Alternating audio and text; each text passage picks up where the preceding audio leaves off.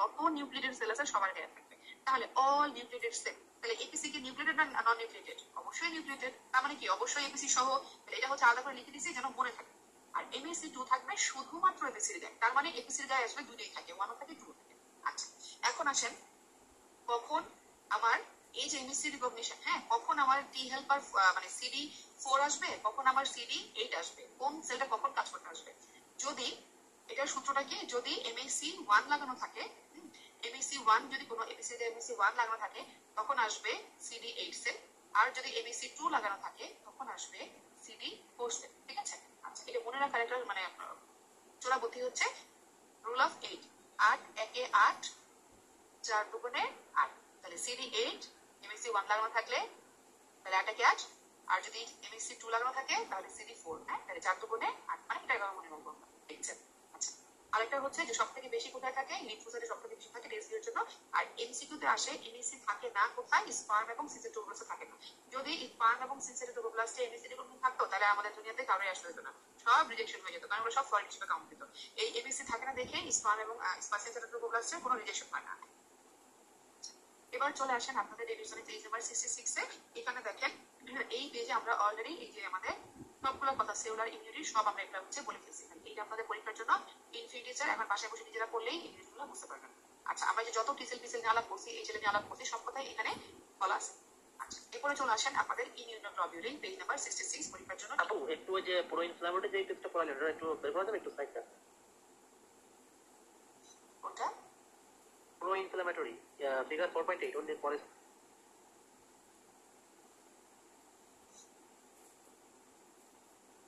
এটা পরে স্লাইডটা। হ্যাঁ, ঠিক আছে ঠিক আছে।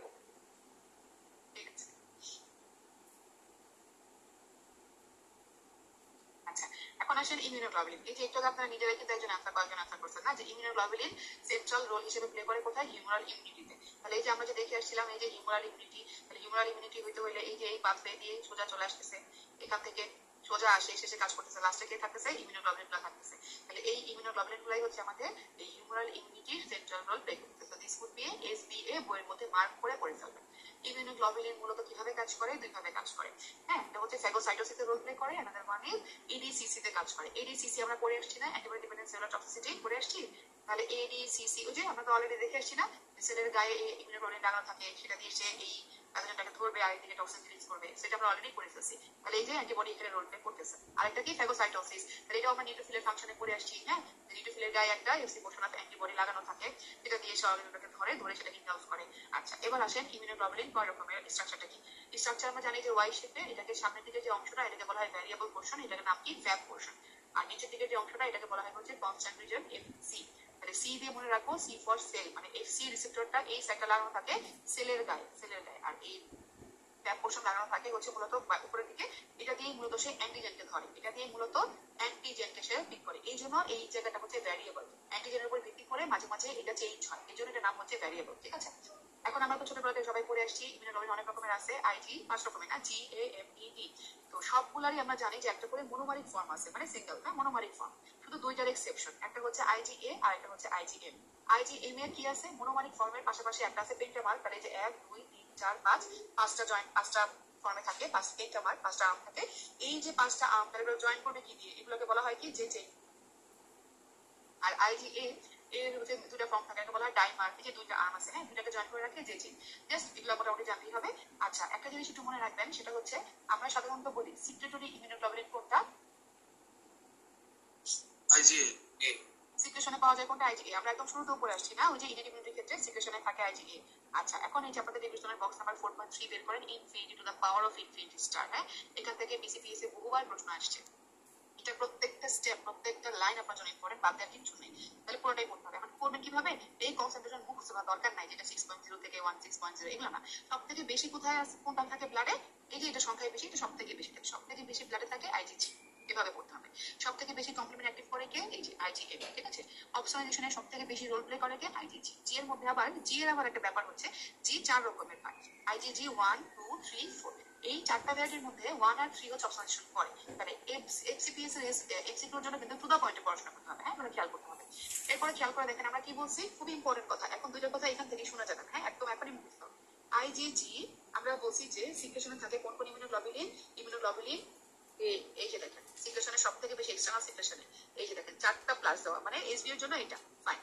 কিন্তু কেউ কি খেয়াল করছেন এই যে জিতেও 2টা থাকে প্লাস, তার মানে কি সিক্রেশনে 2টা ইমিউনোগ্লোবুলিন পাওয়া যাবে, জিও পাওয়া যাবে, এও পাওয়া যাবে। এখন কথা হচ্ছে এই দুটার কথা শুধু মাথায় রাখেন, একটু পরে আমাদের ক্লিনিক্যালি যখন পড়তে যাবো এটা আমাদের আবার লাগবে, সেজন্য একটু জাস্ট মাথায় রাখেন। আছে দেখাবো না, হ্যাঁ, কিন্তু এসবি এর জন্য কিছুটা পাওয়া যায়, হ্যাঁ এটা অল্প 1+ তো, এটা হচ্ছে 2+, মানে তার থেকে একটু বেশি থাকে। জিটা আমাদের একটা রিলেশনে লাগবে, একটা ডিজিজ রিলেশনে লাগবে, সেজন্য আমরা হচ্ছে জিটা ভালো করে মনে রাখবো যে আইজি এ আর জি কেন বলতেছি একটু পরে বুঝতে পারবেন। আচ্ছা এখন দেখেন আইজি জি মূলত প্লাসেন্টা ক্রস করতে পারে, প্লাসেন্টা ক্রস করতে পারে। একটা এক্সেপশনটা বইয়ের পাশে লিখে রাখেন, এক্সেপ্ট আইজি জি 2, শুধুমাত্র 2 প্লাসেন্টা ক্রস করতে পারে না, এই কোশ্চেনটাই বিসিপি একবার আসে, এটা বইয়ে কিন্তু এখানে নাই, মানে এটা লিখে রাখেন। হ্যাঁ আচ্ছা বাকিগুলো আপনারা রিডিং করলেই নিজেরা মুখস্থ করলেই পারবেন যে আদার্স ফাংশন কি কি আছে ইমিউনোগ্লোবুলিনে। আচ্ছা এটা আর লাগবে না, এই জিনিসটা ফোকাস করে এবং সব মেমোরাইজ করেন, খুব ইম্পর্টেন্ট। এখন আসেন এই যে অ্যান্টিবডিগুলো আমাদের বডিতে বিভিন্ন ধরনের রেসপন্স করে, তাই না? আমরা সেটাকে জানি কি primary response, secondary immuno response, বা primary antibody response, secondary antibody response. তাহলে প্রাইমারি অ্যান্টিবডি রেসপন্স আমরা কাকে বলি? আমাদের বডিতে কোনো একটা ইনফেকশন হওয়ার পরে সবার আগে প্রথম যে অ্যান্টিবডিটা আসে সেটাকে আমরা কি বলি? প্রাইমারি, মানে প্রথম একটা ইনফেকশন হয়েছে আমাদের বডিতে, প্রথম একদম মানে প্রথমবার হয়েছে, যেমন ধরেন আপনার প্রথমবার ডেঙ্গু হয়েছে, সেটা কি প্রাইমারি ইমিউনো রেসপন্স। পরে আবার ডেঙ্গু হলে সেটা হয়ে যাবে সেকেন্ডারি ইমিউনো রেসপন্স। তাহলে একই ইনফেকশন যখন প্রথমবার হয় তখন primary immuno response. Primary immuno রেসপন্সে প্রথম আমাদের কোন অ্যান্টিবডিটা আসবে? কোনটা প্রিডমিনেন্ট? আইজিএম। তাহলে প্রাইমারি ইমিউনো রেসপন্সের জন্য আমাদের প্রিডমিনেন্ট কোনটা? আইজিএম। মনে রাখবো কিভাবে? অনেকটা যদি মনে না থাকে, বাচ্চা কাচ্চারা যখন ব্যথা পায় সবার আগে দৌড়ে আসে কি? মা। তাহলে প্রথম যখন বাচ্চা ব্যথা পাবে সবার আগে দৌড়ে আসবে মা, তাহলে মা ফর আইজিএম। আর সেকেন্ডারি ইমিউনো রেসপন্স কি? যখন একটা ইনফেকশন একবার হয়ে গেছে, তার আগে একবার হয়েছে ডেঙ্গু, এখন আবার হয়েছে, তাহলে এটা সেকেন্ডারি। সেকেন্ডারিতে কোনটা আগে আসবে? সব থেকে বেশি থাকবে হচ্ছে আইজিজি। এখন মাথায় রাখবেন যে প্রাইমারি ইমিউনো রেসপন্সে কিন্তু দুইটাই থাকে। সেকেন্ডারিতেও দেখেন এই যে জিও আছে, এই পার্পল রেড কালারের কালারটা, আবার আইজি এমও থাকে। কিন্তু এসবি তে যদি বলে প্রাইমারি ইমিউনো রেসপন্সে কে আসে? আইজিএম, এটা ডমিনেটিং। আর সেকেন্ডারি ইমিউনো রেসপন্সে প্রিডমিনেন্ট কোনটা? আইজিজি। কিন্তু যদি আপনাকে এমসিকিউ তে বলে যে প্রাইমারি ইমিউনো রেসপন্সে আইজিজি প্রেজেন্ট, অ্যান্সার হবে কি? ট্রু। সেকেন্ডারি ইমিউনো রেসপন্সে আইজিএম প্রেজেন্ট, অ্যান্সার হবে ট্রু। ঠিক আছে, দুইটাই দুই জায়গাতেই থাকে, কিন্তু কে কখন আগে আসবে বা কে বেশি থাকবে দ্যাট ইজ দ্য কোশ্চেন। প্রাইমারিতে আইজিএম বেশি থাকবে বা আগে আসবে, আর সেকেন্ডারিতে বেশি থাকবে আইজিজি। এই কথাটাই আপনাদের ডেফিনিশনে কেটে দেখবেন, এই যে এখানে প্রাইমারি এবং সেকেন্ডারি ইমিউনো রেসপন্স, এই কথাটা ডেফিনিশন এখানে বলা আছে। তাহলে এই প্যারাগ্রাফটা আপনারা ভালো করে বাসায় নিজেরা এবার পড়বেন। হ্যাঁ, এরপরে চলে আসি আমরা আমাদের ক্লিনিক্যাল ইমিউনোলজিতে। আচ্ছা আমাদের তো মাগরিবের আজান দেয় না, এবার আজান দিলে আমাকে একটু রিমাইন্ড দিয়ে আমাদের ব্রেক। তাহলে ক্লিনিক্যাল ইমিউনোলজি পেজ নাম্বার 67 এ চলে আসেন। আচ্ছা আপনাদের কি মাথা হ্যাং হয়ে গেছে? খুব লোডেড মনে হচ্ছে? ঠিক আছে। ওকে, ভেরি গুড। যদি লোডেড মনে হয় তাহলে আমরা 1 মিনিটের একটা ব্রেক নিতে পারি, জাস্ট 1 মিনিট। হ্যাঁ, 1 মিনিটের একটা ব্রেক নেন। কারো কোনো প্রশ্ন থাকলে করতে পারেন, অথবা কারো যদি কিছু বলার থাকে বলতে পারেন, কোনো করার বাদে এক্সট্রা কোনো কথা থাকলেও বলতে পারেন, কোনো অসুবিধা নেই। আমরা 1 মিনিটের একটা রিফ্রেশিং ব্রেক, শেষের দিকে কিন্তু 30 সেকেন্ড শেষ। কারো কোনো প্রশ্ন থাকলে এমনি করতে পারেন, আর কেউ যদি শেয়ার করতে চান যে কেমন করলেন সেটাও বলতে পারেন 30 সেকেন্ডে। এই মনে ভালো হয় না, কেউ বলতে চাচ্ছেন না? ওকে ঠিক আছে, শেষ, আমাদের 1 মিনিট ব্রেক শেষ। হ্যাঁ, তাহলে আমরা একটু ক্লিনিক্যালের দিকে চলে যাই। এখন ক্লিনিক্যাল পড়তে কিন্তু আমাদের বেশি সময় লাগবে না, আমরা কিন্তু খুব শেষের দিকে চলে আসছি। ঠিক আছে, এখন কিছু জায়গা আমাদের খুব বোঝায়, বাকিগুলো আমাদের একদম দাগা। হ্যাঁ, ক্লিনিক্যাল পড়তে সময় লাগবে না। চলে আসেন 67 নাম্বার দাগানোর পর একদম শুরুতে আমাদের ঠাস ঠাস করে দাগায় যাবেন। 67 নাম্বার পেজে আসেন, দেখেন একটা ইনফ্লামেশন, একটা ইনফ্লামেশন থেকে জাস্ট রিডিং টিক দিয়ে চলে যান, কিছু করতে হয় না। শুধু মনে রাখবেন ছোটবেলায় পড়ছি না, অ্যাকিউট ইনফ্লামেশনে কি হয়? কলর, রুগর, ডলর, পাকশালিতা, সোয়েলিং, এগুলাই যে হিট, রেডনেস, পেইন, সোয়েলিং থাকে, আর কিছু কিছু লাগবে না। আর এরপরে চলে আসেন 68 নাম্বার পেজে, অ্যাকিউট ফেজ রেসপন্স। যখন আমাদের বডিতে অ্যাকিউট রিঅ্যাকশন মানে ইনফ্লামেশন হয়, আমাদের বডিতে লিভার থেকে কিছু সাবস্টেন্সেস বা কিছু অ্যাকিউট ফেজ রেসপন্স বা প্রোটিন কিছু রিলিজ বা সাবস্টেন্স রিলিজ হয়, তাই না? এগুলোকে আমরা কি বলি? Acute phase response. পরীক্ষায় প্রশ্ন আসবে এখান থেকে, এমসিকিউ 5 স্টার ইম্পর্টেন্ট, যে অ্যাকিউট ফেজ রেসপন্স কারা? অ্যাকিউট ফেজ রেসপন্সে কারা কারা রিলিজ হয়? ঠিক আছে, প্রোটিনগুলি কারা? তাহলে এই যে দেখেন, এরা হচ্ছে ভ্যারাইটিজ অফ প্রোটিন। কোথেকে রিলিজ হয়? লিভার থেকে রিলিজ হয়। কি কি? নাম্বার 1 সিআরপি, সব থেকে বেশি আমরা যেটা ওয়ার্ডে করি কি? সিআরপি, সিরাম অ্যামাইলয়েড এ, আলকামন অ্যান্টিট্রিপসিন, ফিব্রিনোজেন। এই নামগুলো শুধু আপনি মুখস্থ করবেন। হ্যাপ্টোগ্লোবিন 3, আমি বলে লাভ নাই, আপনারা যা মুখস্থ করবেন। হ্যাঁ, এগুলা করে যত রিডিং করে যাওয়া হলো। আচ্ছা শুধু মনে রাখবেন ইমিউনোগ্লোবুলিনও কিন্তু লিভার থেকে আসে, কিন্তু immunoglobulin are not active phase. তাহলে সবগুলোকে গোল্লা দিবেন, ইমিউনোগ্লোবুলিনকে গোল্লা দিবেন না, দিবেন কোথায়? নটে। তাহলে ইমিউনোগ্লোবুলিন হচ্ছে নট অ্যাক্টিভ ফেজ প্রোটিন, ঠিক আছে? কিন্তু এটা মূলত ক্রনিক ইনফ্লামেশনে পারে, কিন্তু এটা অ্যাক্টিভ ফেজ রেসপন্স প্রোটিন না, ঠিক আছে? এটা এখান থেকে পড়তে হবে। এরপরে চলে আসেন পেজ নাম্বার 68 এ সেপটিক শক। আচ্ছা, আপনাদের অ্যাকিউট মেডিসিন চ্যাপ্টার হয়েছে পড়ানো?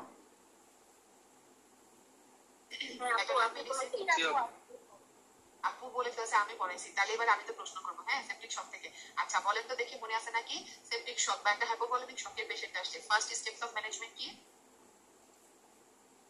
Ivy crystalloid solution. Very good, মনে আছে, ভেরি গুড। আচ্ছা আপনাদের আরেকবার বলি, আপনাদের সিজনে ডেঙ্গু আসতেছে, হ্যাঁ, ডেঙ্গু থেকে অথবা থ্রম্বোসাইটোপেনিয়া থেকে, মানে সব থেকে অথবা থ্রম্বোসাইটোপেনিয়া থেকে মাস্ট কোশ্চেন থাকবে। হ্যাঁ, সম্ভাবনা 90% থাকার। সুতরাং অবশ্যই শকের ম্যানেজমেন্ট খুব ভালো করে। আমরা জাস্ট 1 মিনিট একটু রিভিউ করে যাই, যাদের পড়া আছে মনে হয় একটু ব্রেক না, আমরা জাস্ট রিভিউ করি। তাহলে একটা শকের পেশেন্ট আসছে, নাম্বার 1 ক্রিস্টালয়েড দিব, কতটুকু করে দিব মনে আছে? Very good. তারপরে ইমপ্রুভ করে নাই, দেন আবার রিপিট দ্য ডোজ। হ্যাঁ, বলা আছে আমরা আবার 10 ml per kg।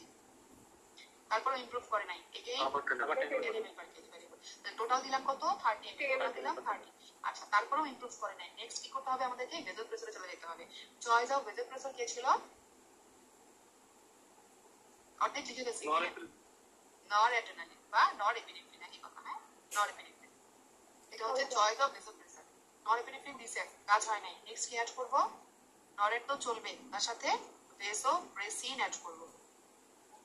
এই জিনিস একদম ঝাড়া মুখস্থ, ব্রেনে ঢুকাই রেখে দিবেন। নট অনলি পরীক্ষা, আপনি ওয়ার্ডে রোগী ম্যানেজ করবেন, ডিউটিতে আসেন রোগী ম্যানেজ করবেন, এটা লাগবে। কেউ আপনাকে প্রশ্ন করবে না যে আপনি কেলেমের পার কেজি করে কেন রোগীকে ফ্লুইড দিচ্ছেন, কেন আপনি একটা 500 ml স্যালাইন দেন নাই। কোনো জায়গায় যদি আপনার উপরে কেউ ধরনের কোনো ক্লিনিকে শাউট করে, আপনি বলতে পারবেন এখন একটু গাইডলাইন দিয়েছি। হ্যাঁ, কারো কোনো ক্ষমতা নেই আপনাকে ডিফেন্ড করবে আপনাকে, বরং আপনার প্রফেসর বললে আপনি ডিনাই করবেন, স্যার গাইডলাইনে আছে, রেভিশনে আছে। ওকে, তাহলে ভেদোপ্রেসিন, ঠিক আছে? এই প্রচারটুকু মাস্ট মনে রাখতে হবে। ওকে ফাইন, তাহলে সেপটিক শক আমরা পড়ে ফেলছি। আচ্ছা, মনে আছে সেপটিক শক সবথেকে কমনেস্ট অর্গানিজম কে?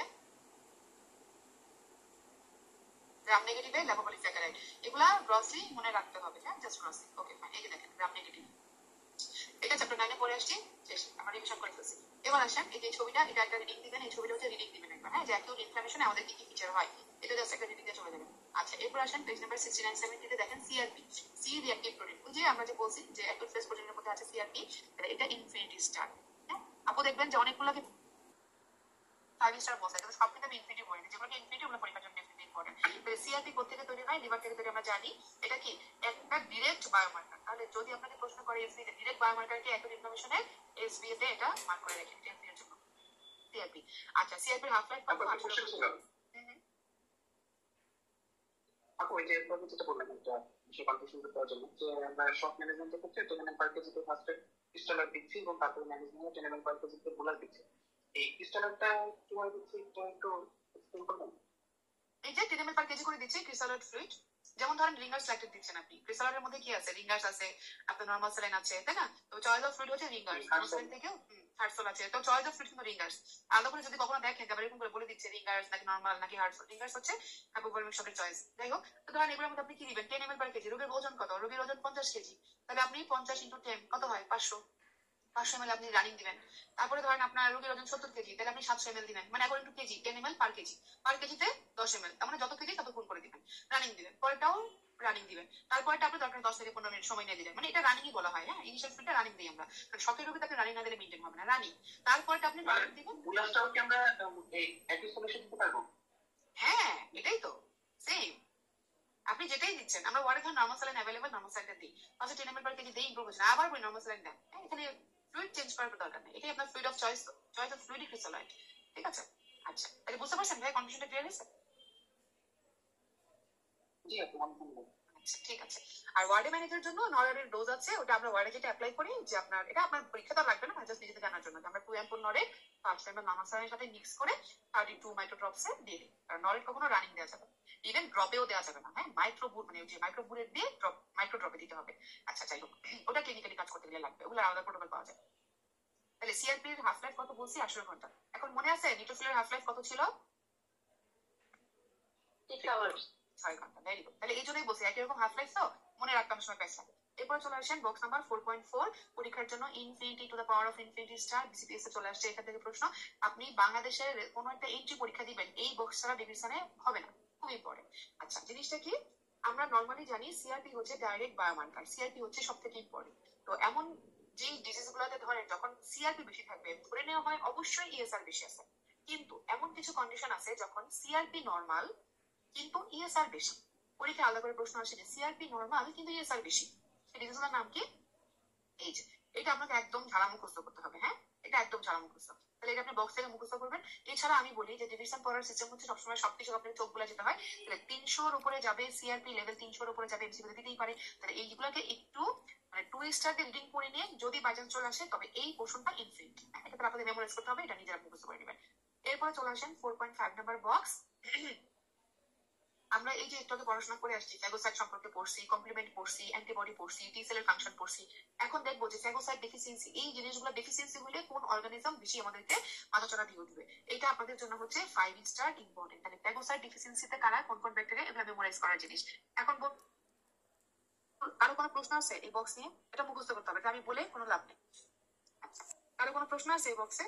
ওই বক্সের সব পুরোটাই লাগবে? এক্স্যাক্টলি, এই প্রশ্নটা আমি এক্সপেক্ট করতেছিলাম, যেটা তো কেউ জিজ্ঞেস করে, অনেকেই জিজ্ঞেস করে না, মনে করেন আপু বলছে আছে পরে পড়বো না, পুরাটাই লাগবে। কিন্তু আপনি মুখস্থ করবেন কিভাবে, আমি একটু শর্টকাট মানে টেকনিক শেখাই দিই। কমপ্লিমেন্ট ডেফিসিয়েন্সিটা সবগুলো লাগবে, ঠিক আছে? যে নাইজেরিয়া, এটা মনে রাখার সুবিধা আছে যে এমপিএইচ, নাইজেরিয়া, হেমোফিলাস, নিউমোনিয়া। তাহলে যে মেনিগোকক্কাই মনে রাখবো আমরা, মেনিগোকক্কাই যে নাইজেরিয়া মনে থাকবে, নাইজেরিয়া মেনিনজাইটিস, পি দিয়ে হচ্ছে আপনার নিউমোনিয়া, আর এইটা হচ্ছে হেমোফিলাস ইনফ্লুয়েঞ্জা। তাহলে কমপ্লিমেন্ট ডেফিসিয়েন্সিতে এমপিএইচ। আচ্ছা, এরপরে টি সেল ডেফিসিয়েন্সিতে দেখেন মাইকোব্যাকটেরিয়াম যেহেতু আছে, তাহলে কোন প্রশ্ন আসে যে কোন মাইকোব্যাকটেরিয়াম বা মাইকোব্যাকটেরিয়াম টিউবারকুলোসিস বা এটিপিক্যাল মাইকোব্যাকটেরিয়াতে কোন কোন ডেফিসিয়েন্সি হয়, একটা হচ্ছে টি সেল আর একটা হচ্ছে ফ্যাগোসাইট। ওইভাবে আপনাকে আসলে ইন্ডিভিজুয়ালি পড়ে যাবেন, ইম্পর্টেন্ট জায়গাগুলোকে ভালো করে ফোকাস করা। তাহলে এটা ফোকাস করতে হবে, মাইক্রোব্যাকটেরিয়াম ভালো করে ফোকাস করতে হবে। একটা করে দেওয়া আছে প্রোটোজোয়া, হ্যাঁ, একটা দুটা করে দেওয়া, তাহলে প্রোটোজোয়াটা অবশ্যই পড়বেন এমসিকিউর জন্য। আচ্ছা, এভাবেই মোটামুটি এটা মুখস্থ করা যায়। এরপরে চলে আসেন 4.6 নাম্বার বক্স, এটাকে দেন হচ্ছে 3 স্টার ইম্পর্টেন্ট। আচ্ছা, ওয়ার্নিং সাইন অফ ইমিউনোডেফিসিয়েন্সি, তাহলে আমাদের বয়স অ্যাডাল্টদেরটা লাগবে, চিলড্রেনদেরটা আমাদের জন্য বেশি ইম্পর্টেন্ট না। অ্যাডাল্টদেরটা যে একটা মানুষের আপনি কিভাবে বুঝবেন যে বারবার তার ইমিউনোডেফিসিয়েন্সি হচ্ছে, এটা নিজেরা পড়লেই পারবেন, এটা মুখস্থ করবেন। এরপর আসেন 4.7 4.8 নাম্বার বক্স, যে একটা মানুষের ইমিউনোডেফিসিয়েন্সি হইলে আমরা ইনিশিয়ালি কি কি টেস্ট করবো। এটা হচ্ছে ইনিশিয়াল টেস্টের নামগুলা। কমেন্ট করতে পারলে ভালো, কমেন্ট রিডিং দিবেন, মনে রাখতে পারলে ভালো, না মনে যতটুকু মনে থাকে থাকবে, বাট শুধুমাত্র নামগুলো লাগবে। আর স্পেশাল কি কি টেস্ট করা যায়, হ্যাঁ, তাহলে নামগুলো মাস্ট লাগবে, আর কমেন্টটা যদি মনে থাকে আপনারা রিডিং করে যাবেন। হ্যাঁ, আচ্ছা। এরপরে চলে আসেন ইমিউনোডেফিসিয়েন্সি 72 নাম্বার পেজে। তাহলে ইমিউনোডেফিসিয়েন্সিও দুই ভাগে আমরা ভাগ করতে পারি, একটা হচ্ছে primary immunodeficiency, another one is secondary. Primary আমরা কখন বলি, কোনো একটা ডিজিজ যখন যেখানে উৎপত্তি সেখানে সমস্যা, সেটা হচ্ছে প্রাইমারি। আর সেকেন্ডারি হচ্ছে অন্য কোনো কারণে যদি সেই সমস্যাটা হয়, যেমন ধরেন আমরা থাইরয়েডে কি বলি, থাইরয়েডের নিজের সমস্যার জন্য যদি কোনো ডিজিজ হয় তাহলে প্রাইমারি, তাই না, আমরা হাইপোথাইরয়েড বলি। আর যদি দেখা যায় যে উপরতলার সমস্যা মানে থাইরয়েডের পিটুইটারিতে কোনো ঝামেলা, সেটার ইফেক্টে আমার আলটিমেটলি হচ্ছে থাইরয়েড ইফেক্ট করছে, তখন আমরা কি বলি সেকেন্ডারি। ঠিক সেরকম যে আমার ইমিউনের মেইন যে ইমিউন প্রাইমারি লিম্ফোয়েড অর্গানে যদি কোনো ঝামেলা হয় তাহলে সেটা প্রাইমারি। আর যদি অন্যান্য কোনো কারণে, যেমন আপনি ঠিক মতন খানা দানা খান না, আপনার নিউট্রিশন নাই, জিঙ্ক নাই, পেশেন্টের আয়রন নাই, তখন তার ইমিউনোডেফিসিয়েন্সি হবে, দ্যাট ইজ সেকেন্ডারি। আচ্ছা, এখন আসেন প্রাইমারি ইমিউনোডেফিসিয়েন্সি তাহলে কারা, এই যে ফ্যাগোসাইট যদি ডেফিসিয়েন্সি হয়, কমপ্লিমেন্ট ডেফিসিয়েন্সি হয়, অ্যান্টিবডি ডেফিসিয়েন্সি হয়, টি সেল ডেফিসিয়েন্সি হয়, হ্যাঁ, এগুলো সব ডিভিশনাল হেডলাইন। তাহলে প্রাইমারি ফ্যাগোসাইট, আমরা পড়াশোনায় বলছিলাম যে ফ্যাগোসাইটিক সেলের একটা কাজ শুধু শুনে যাবেন, ব্যাকটেরিয়াল ফাঙ্গাই এগেন্সে কাজ করে। তাহলে ফ্যাগোসাইট ডেফিসিয়েন্সি হলে কাল কি সমস্যা হবে, ব্যাকটেরিয়াল ফাঙ্গাই মাথাছড়া দিয়ে উঠবে, ট্রিটমেন্ট কি দিব, অ্যান্টিবায়োটিক আর অ্যান্টিফাঙ্গাল দিব। এটা আপনাদের রিডিং নাইস টু নো, লাগবে না। ইম্পর্টেন্ট যেটা সেটা হচ্ছে ফিগার নাম্বার 4.10, 5 স্টার ইম্পর্টেন্ট, হ্যাঁ, খুবই খুবই খুবই ইম্পর্টেন্ট। তাহলে ফ্যাগোসাইট ডেফিসিয়েন্সি, তাহলে প্রাইমারি ফ্যাগোসাইট ডেফিসিয়েন্সি ডেফিনিশনে তিন ভাগে ভাগ করছে বা তিনটা কারণ বলা হয়েছে। তাহলে তিনটা মানে ক্লাসিফিকেশন করা হয়েছে, কি কি আছে। একটা হচ্ছে লিউকোসাইট অ্যাডিশন ডেফিসিয়েন্সি, আপনারা আপনাদের ডেভিশনের বইটা একটু দেখেন কাইন্ডলি, পেজ নাম্বার 72, দেখেন তিনটা হেডলাইন আছে, হ্যাঁ, ক্রনিক গ্রানুলোমাটাস ডিজিজ, একটা আছে আপনার লিউকোসাইট অ্যাডিশন ডেফিসিয়েন্সি, আর 3 নাম্বারটা হচ্ছে defect in the cytokine and cytokine receptor. তাহলে এই তিনটা হচ্ছে মেইনলি আমার ফ্যাগোসাইট ডেফিসিয়েন্সি। এখন আপনারা শুধুমাত্র এই ছবিটা দেখাবো, এখানে মনোযোগ দেন, এটা জীবনে মুখস্থ করা লাগবে না, একবারে আপনি এই যে টাচ করছেন পরীক্ষা হলে গেলে ওটা পারবেন, শুধু এইটা একবার দেখে যান। হ্যাঁ, প্রথমে খেয়াল করেন এই যে একটা ছবি দেখা যাচ্ছে, এখানে কি দেখা যাচ্ছে, এইগুলো হচ্ছে নিউট্রোফিল, তাই না, নিউট্রোফিল। আচ্ছা, আমরা কি বলছিলাম, কোনো একটা সাইটে নিউট্রোফিলকে যদি যাইতে হয় তাহলে তাকে পৌঁছাইতে হবে। তাহলে এই যে ব্লাডি স্টেম নিউট্রোফিলগুলো ঘুরতেছিল, এখন একটা জায়গায় ধরেন ইনফেকশন হয়েছে এইখানে, তাহলে এই জায়গায় নিউট্রোফিলকে যেতে হবে না, যেতে হলে কি করতে হবে, ব্লাড ভেসেলটাকে ক্রস করে যেতে হবে না। তাহলে নিউট্রোফিলের এই যে দেখেন, জুম করে দেখেন, নিউট্রোফিলের গায়ে একটা ব্লু কালার রিসেপ্টর আছে, আর এই যে এন্ডোথেলিয়াল সেল গোলাপি রঙের, এই এন্ডোথেলিয়াল সেলের গায়ে একটা রিসেপ্টর আছে। এই নিউট্রোফিলের নিউট্রোফিলের গায়ে রিসেপ্টরটা এন্ডোথেলিয়াল গায়ে রিসেপ্টরে লাগবে, দুজনে মিলে বোঝাপড়া হবে, ও রাস্তা খুলে দিবে, নিউট্রোফিল বের হয়ে দেখেন টুস করে বের হয়ে চলে যাচ্ছে, চলে যাবে সাইটোফ্যাকশন। তাহলে এটা হচ্ছে কি নিউট্রোফিলে নরমালি যাওয়ার প্রসেস, ঠিক আছে, এভাবে সে যাবে। So neutrophil traverse endothelium for binding of this receptor. রিসেপ্টরের নাম মুখস্থ করতে পারলে ভালো, না করতে পারলে দরকার নেই, এত মাইক্রো লেভেল লাগবে না। আচ্ছা, যদি এক্সট্রাঅর্ডিনারি কোশ্চেন না করে লাগবে না। এখন আসেন কোনোভাবে নিউট্রোফিল কি করছে, এই সাইড অফ এখানে যুদ্ধ একটা লাগছে, তো নিউট্রোফিলের যুদ্ধের জায়গায় যাওয়ার জন্য মোটামুটি ভাবে সে ব্লাড ভেসেল ক্রস করে আসতে পারছে, এ পর্যন্ত কোনো সমস্যা নেই। এরপরে কি করা লাগবে, নিউট্রোফিলটাকে অ্যাক্টিভ হওয়া লাগবে না। এই অ্যাক্টিভ হওয়ার জন্য কি লাগবে, আমাদের যে কোনো সেলের অ্যাক্টিভের জন্য কি লাগে, ইন্টারলিউকিন গুলো লাগে না, আমরা এতক্ষণ সব এগুলো করে আসছি। তাহলে ধরেন ফর এক্সাম্পল এই ইন্টারলিউকিন গুলো লাগবে, এরা ইন্টারলিউকিন গুলো অ্যাটাচ হবে, সেলটা অ্যাক্টিভ হবে। এই যে দেখেন ফ্যাগোসাইটোসিস করতেছে সেল অ্যাক্টিভ হওয়ার পরে, মনে আছে আমরা নিউট্রোফিলের ফাংশনে পড়ে আসছিলাম ফ্যাগোসাইটোসিস উইদাউট ফ্যাগোসাইটোসিস। তাহলে ফ্যাগোসাইটোসিসের পথে সেটা যাচ্ছে, তারপরে কি করবে, ইনগালফ করে ফেলবে। এর পরের স্টেজ কি, ওই যে পড়ছিলাম মনে আছে, ইনগালফ করার পরে সে বিভিন্ন ভাবে কিল করে ফ্যাগোসাইটোসিস উইদাউট ফ্যাগোসাইটোসিস। ফ্যাগোসাইটোসিসে কি ছিল, অক্সিডেটিভ কিলিং, মনে পড়ে, এনএডিপিএইচ অক্সিডেজ এনজাইমের মাধ্যমে অক্সিজেনকে রিঅ্যাক্টিভ অক্সিজেনিক স্পেসিস পড়েছি না। তাহলে এই যে দেখেন destruction of organism through NADPH, বুঝছেন এনএডিপিএইচ কথা শুধু মাথায় এক সাইডে রেখে আবার লাগবে, এই এনএডিপিএইচ এর মাধ্যমে সেটাকে কিল করবে। তো this is a normal process of একটা অ্যান্টিজেন, মানে যে কোনো নিউট্রোফিলিক বা ফ্যাগোসাইটিক সেলের যে কাজ, তাই না। আচ্ছা, এখন আসি প্যাথোলজিটা কি সেটা। এখন আপনি এক লাইনে প্যাথোলজি বুঝবেন, খেয়াল করে দেখেন এই ছবিটা থেকে, এই ছবি এখন চলে নিচের ছবিটা দেখেন। এই যে দেখেন নিউট্রোফিল ন্যাড়া মাথা, হ্যাঁ নিউট্রোফিলের গায়ে এখানে একটা ব্লু কালার রিসেপ্টর ছিল, সেটা এখানে নাই। তাহলে এই রিসেপ্টর না থাকলে সেখানে বাইন্ড করতে পারছে না, তো আলটিমেটলি সে রাস্তা দিচ্ছে না। তাহলে সে কি বের হতে পারবে, পারবে না। সো দিস ইজ এর নাম কি, লিউকোসাইট অ্যাডহেশন ডেফিসিয়েন্সি। এখানে অ্যাডহেশন হতে পারছে, এখানে পারতেছে না, কেন, এই যে রিসেপ্টর নাই। এরপর ধরেন কোনোভাবে সে বেচারা ধরেন তার অ্যাডিশন ঠিকঠাকই ছিল, অ্যাডিশন করে সে আসছে, কিন্তু সাইটোকাইন গুলো নাই। এই যে দেখেন ক্রস দেওয়া, সাইটোকাইন নেই। সাইটোকাইন না থাকলে সেল কি ফ্যাগোসাইট করতে পারবে, অ্যাক্টিভ হয়ে ফ্যাগোসাইট করতে পারবে, পারবে না। এই যে দেখেন phagocytosis can not be activated due to defect in the cytokine or the reception, পারবে না। তাহলে কি হবে, ফ্যাগোসাইট করতে না পারলে আলটিমেটলি হইল না, এর নাম কি, সাইটোকাইন ডেফিসিয়েন্সি। আচ্ছা, এরপরে আসেন কোনোভাবে ধরেন সেলটা অ্যাক্টিভ হয়েছে, সাইটোকাইন টাইটোকাইন সব ঠিকঠাক আছে, ভালো কথা, ইনগালফ করছে, করার পরে তার এনএডিপিএইচ নাই। এনএডিপিএইচ না থাকলে কি আলটিমেটলি সে ডিস্ট্রয় করতে পারবে, তাহলে মাইক্রোঅর্গানিজম সে মারতে পারবে না due to NADPH oxidase deficiency. আমরা পড়ে আসছিলাম না যে তাহলে কি হবে, এনএডিপিএইচ না থাকলে আলটিমেটলি ক্রনিক গ্রানুলোমাটাস ডিজিজ হবে, ঠিক আছে। তাহলে আলটিমেটলি যেমন টিবি টিউবারকুলোসিসে কি হয়, ইনগালফ করে আলটিমেটলি পরে কিল করতে পারে না, না করার ফলে কি হয়, প্যাথোজেনটা যখন দীর্ঘদিন থেকে যায়, হ্যাঁ তখন এখানে আমাদের গ্রানুলোমাটাস ডিজিজ ফর্ম করে। So this is the pathophysiology. তাহলে এনএডিপিএইচ না থাকলে কি হবে, ক্রনিক গ্রানুলোমাটাস ডিজিজ। তাহলে এই হচ্ছে, হ্যাঁ হ্যাঁ বলেন। তো এখানে হচ্ছে গিয়ে অক্সিডেটিভ কিলিং করে দেখাইছে, এখন যদি অক্সিডেটিভ কারণে কাজ না করে নন অক্সিডেটিভ কিলিং করছে, কিল করতে পারে না তখন না, আপনার প্রশ্নটা হচ্ছে নন অক্সিডেটিভ কিলিং যেটা, সেটা তো আলাদা, সেটা করতে পারলে ভালো। এখানে শুধুমাত্র এই অপশনটা যে যেই সেলে যদি এনএডিপিএস ডেফিসিয়েন্সি হয় তখন কি হবে, তখন ক্রনিক গ্যাংগ্লোমাটাস ডিজিজ হবে, এটাই, আর কিছু না। আর নন অক্সিডেটিভ এটা এখানে আসলে ওভাবে মানে ওভাবে প্রমিনেন্ট না, নন অক্সিডেটিভ কিলিং না করতে পারলে সেটা হয়তো থেকে যাবে বা হয়তো বা অত সিরিয়াস না, কিন্তু এনএডিপিএস অক্সিডেজটা হচ্ছে আপনার অনেক মেজর একটা কিলিং, হ্যাঁ। যেমন আপনার বিশেষ করে কিছু এই যে মাইক্রোব্যাকটেরিয়ামি জাতীয় আর ওই গুড়াগাড়া ছোট খুচরা অর্গানিজম অনেক সময় আসে, তখন দেখা গেল যে সে অক্সিডেটিভ পারলো না, তখন হয়তো বা ইরাসিস দিয়ে মেরে ফেললো বা অন্য কোনো ওয়েতে মারলো। কিন্তু যেই অর্গানিজম গুলো সিভিআর, যেমন মাইক্রোব্যাকটেরিয়াম, এটা একটা কি মেজর, এটাকে তো আপনি নর্মালি মারতে পারবেন না। এর মারার জন্য আপনার খুব পাওয়ারফুল একটা মানে প্যাথোজেনেসিস লাগবে, সে পাওয়ারফুল একটা এনএডিপিএইচ। সেই এনএডিপিএইচ না থাকলে তখন এই অ্যান্টিমাইক্রোবিয়াম গুলোকে মারা যায় না, তখন আপনার এই যে ক্রনিক গ্যাংগ্লোমাটাস ডিজিজ করতেছে। এখন নর্মাল ধরনের স্টাফাইলো বা আমাদের নর্মাল যে লোকাল খুচরা মাইক্রোঅর্গানিজম, ওরা কি আর গ্যাংগ্লোমাটাস ডিজিজ করে, করে না তো। ক্রনিক গ্যাংগ্লোমাটাস কারা করে, যারা অনেক বড় বড় মানে রাঘব বোয়াল অর্গানিজম, যেমন টিবি লেপ্রোসি, এরা করে গ্যাংগ্লোমাটাস ডিজিজ, তাই না। তাদের জন্য হচ্ছে মেইনলি এনএডিপিএইচ ডিপেন্ডেন্ট, বুঝতে পারছেন ভাই জিনিসটা। আচ্ছা, তাহলে ফ্যাগোসাইট ডেফিসিয়েন্সিতে প্রাইমারি তিনটা কথা, leukocyte adhesion deficiency, cytokine defect, chronic granulomatous disease. তাহলে এখন যেটা মুখস্থ করা লাগবে, আই হোপ যদি এটা বুঝে থাকেন, লাগবে না ইনশাআল্লাহ। এখন আপনি ডেভিডসনের ওই প্যারাগ্রাফগুলো পড়েন রিডিং, দেখবেন এই কথাগুলোই বলা, ছবি দিয়েই আমাদের আসলে ইমিউনোলজি ছবি কথা বলে, হ্যাঁ, যে চোখে যেমনের কথা বলে আর ইমিউনোলজিতে ছবি আপনাদের কথা বলতে, ছবি ভালো করে পড়লে পড়া শেষ। এবার দেখেন complement pathway deficiency, page number 73। এটা আমি কিচ্ছু পড়াবো না, কারণ কি আমরা পড়া শেষ করে আসছি। আমরা কমপ্লিমেন্টের ছবিতে সব পড়ে আসছি না, যে ব্যাক ডিফিসিয়েন্সি হলে কি হবে, C5 এর এগেইনস্ট অ্যান্টিবডি হলে কি হবে, C124 ডেফিসিয়েন্সি হলে কি হবে, C1 ইনহিবিটর ডেফিসিয়েন্সি হলে কি হবে, ফ্যাক্টর H ডেফিসিয়েন্সিতে কি হবে, আমরা সব পড়ে আসছি। তো এইটা যদি আপনি নাও পড়েন, শুধু লিখে রাখবেন, ফিগারটা পড়বো, পড়া শেষ। আচ্ছা, এবার চলে আসেন হচ্ছে আপনাদের ডেভিডসনের পেজ নাম্বার 74, একটা ছবি আছে, পাইছেন। 4.11 নাম্বার একটা ফিগার। হ্যাঁ, এই ছবিতে কি রাখেছে, এখন আমরা পড়বো হচ্ছে বি সেল ডেফিসিয়েন্সি। তাহলে আমরা চারটার মধ্যে দুটা পড়ে ফেলছি, কোথায় ডেফিসিয়েন্সি শেষ, কমপ্লিমেন্ট ডেফিসিয়েন্সি শেষ, বাকি রয়েছে কয়টা, দুইটা। বাকি রইলো শুধু এই যে মানে বি সেল আর টি সেল ডেফিসিয়েন্সি, বি মানে অ্যান্টিবডি আর টি মানে তো টি সেল, এই দুটো আমাদের বাকি আছে। আচ্ছা, তাহলে বি সেল ডেফিসিয়েন্সি আমরা এই ছবিটা শর্টকাট পড়ছিলাম না, দেখেন তো, এই যে স্টেম সেল থেকে বি সেল হবে, মানে প্রজেক্টর হবে, প্রজেক্টর থেকে বি সেল আসবে, এভাবে আমরা পড়ে আসছি। আমরা এটাও পড়ে আসছিলাম এই যে stem cell, that means lymphocyte প্রিকারসরে যদি ঝামেলা হয়, ডিজিজটা কি হবে, কম্বাইন্ড ইমিউনো ডেফিসিয়েন্সি। পড়ে আসছি না, পড়ে আসছি। একই জিনিস যদি আমরা টি সেলের ক্ষেত্রে দেখি, এই যে দেখেন ফিগার নাম্বার 4.12 তে, এটা হচ্ছে টি সেল ডেফিসিয়েন্সির একটা ছবি।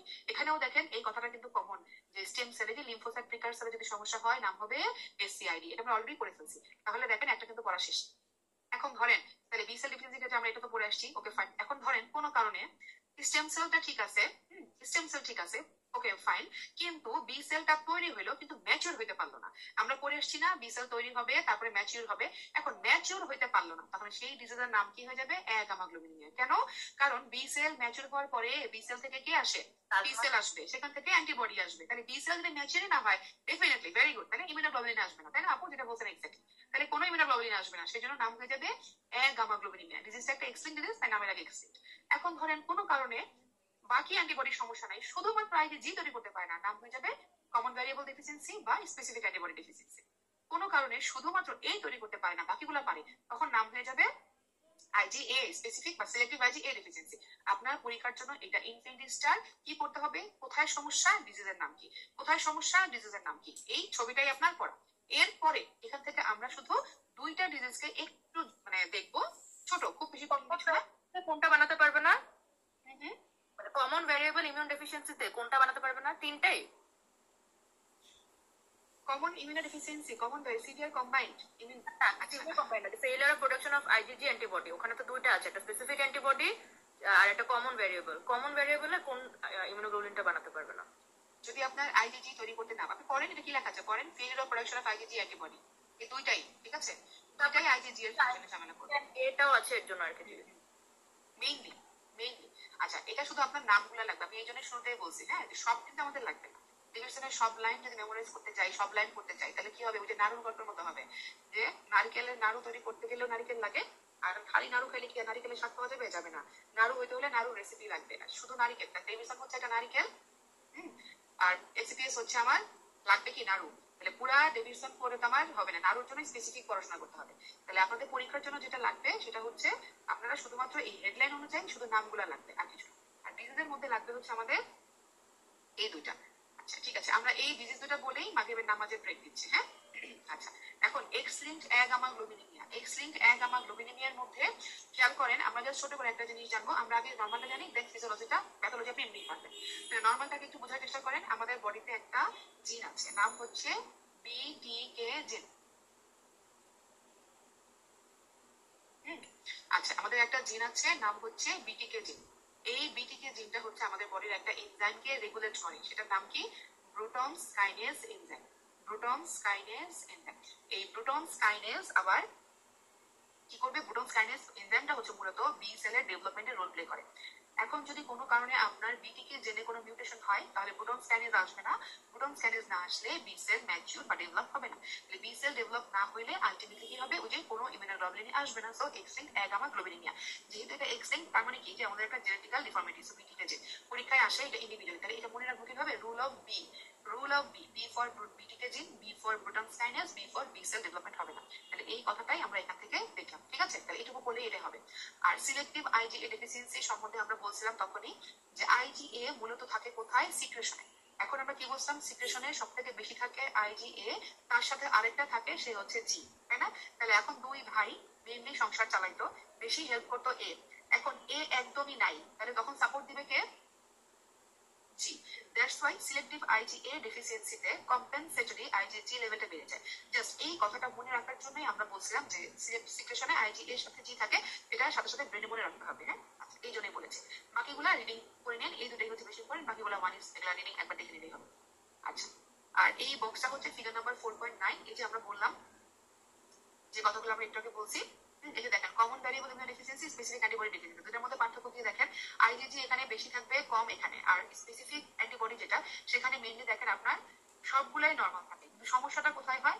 No antibody response to polysaccharide antigen. ঠিক আছে, সবই নর্মাল থাকে, কিন্তু কোনো অ্যান্টিজেন পলিস্যাকারাইড অ্যান্টিজেন আসলে তারা রেসপন্ড করে না, এটাই প্রবলেম। তাহলে এই জন্য বলা হয় যে ওই আইজিজি দিয়ে দেখানো হয়েছিল যে ইমিউনোগ্লোবুলিনের জি এর ইয়াতে প্রবলেম থাকলে বলা হয় যে দুইটাই থাকে, কারণ এটা আসলে কোনোটাতেই কাজ করে না, সেজন্য এটাকে ইনক্লুড করে দেওয়া হয়েছে। তাহলে এই বক্সটা থেকে আপনাকে পড়তে হবে, এটা নিজেরা পড়লেই বুঝবেন যে কোথায় কোন ডেফিসিয়েন্সি হচ্ছে, কোন সেল, এটা মুখস্থ করা পড়া। তাহলে মেইনলি যে কথাগুলো বলছি এগুলো মনে রাখলে দেখবেন এই বক্সটা আপনার জন্য ইজি হয়ে যাবে। বাইজি ডেফিসিয়েন্সিতে আইজিজি অফেন এলিভেটেড, কিন্তু মেইনলি সমস্যা কোথায় থাকবে? আইজিএ অ্যাবসেন্ট থাকবে, বাকিগুলো সব নর্মাল থাকবে। ঠিক আছে, ওকে, তাহলে এই জিনিসটাই হচ্ছে এখান থেকে ইম্পর্টেন্ট। তাহলে এখানে এতটুকুই থাকুক, আমরা নামাজের ব্রেক দিয়ে এসে তারপর আমরা টিসেল দিয়ে শুরু করবো। হ্যাঁ, আর ক্লাস শেষ হতে আমরা আসলে আনুমানিক অ্যাপ্রক্সিমেটলি টাইম তো বলা যায় না, কারণ আপনাদের কোশ্চেনের উপর ডিপেন্ড করে আমাদের ক্লাস এক্সটেনশন হয়। যেমন আমি অনেক জায়গায় আপনাদের ক্লাসের কোশ্চেন পিছনে একটু বলতে গিয়ে সময় বেশি লাগে। আচ্ছা, আমাদের পড়া কিন্তু খুব বেশি বাকি নাই, ইম্পর্টেন্ট কয়েকটা জিনিস আমরা কভার করবো আর দাগানো করা খুব বেশি করা লাগবে না। আশা করি আমরা নামাজের পরে হয়তো বা 40 মিনিট বা 1 ঘন্টার মধ্যে ইনশাল্লাহ শেষ হবে। ঠিক আছে, তাহলে নামাজের ব্রেক দিচ্ছি, আর নামাজ পড়ে 10 মিনিটের নামাজের ব্রেকের পর আমরা শুরু করছি।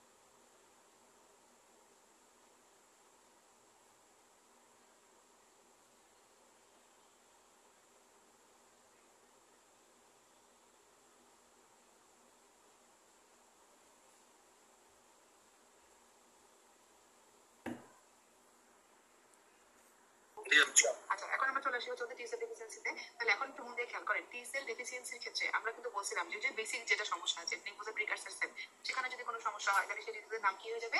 Severe combined immuno deficiency. আমরা এখানে দুইটা সেলের ডেফিসিয়েন্সি হচ্ছে, বি সেলও যাচ্ছে, টি সেলও যাচ্ছে।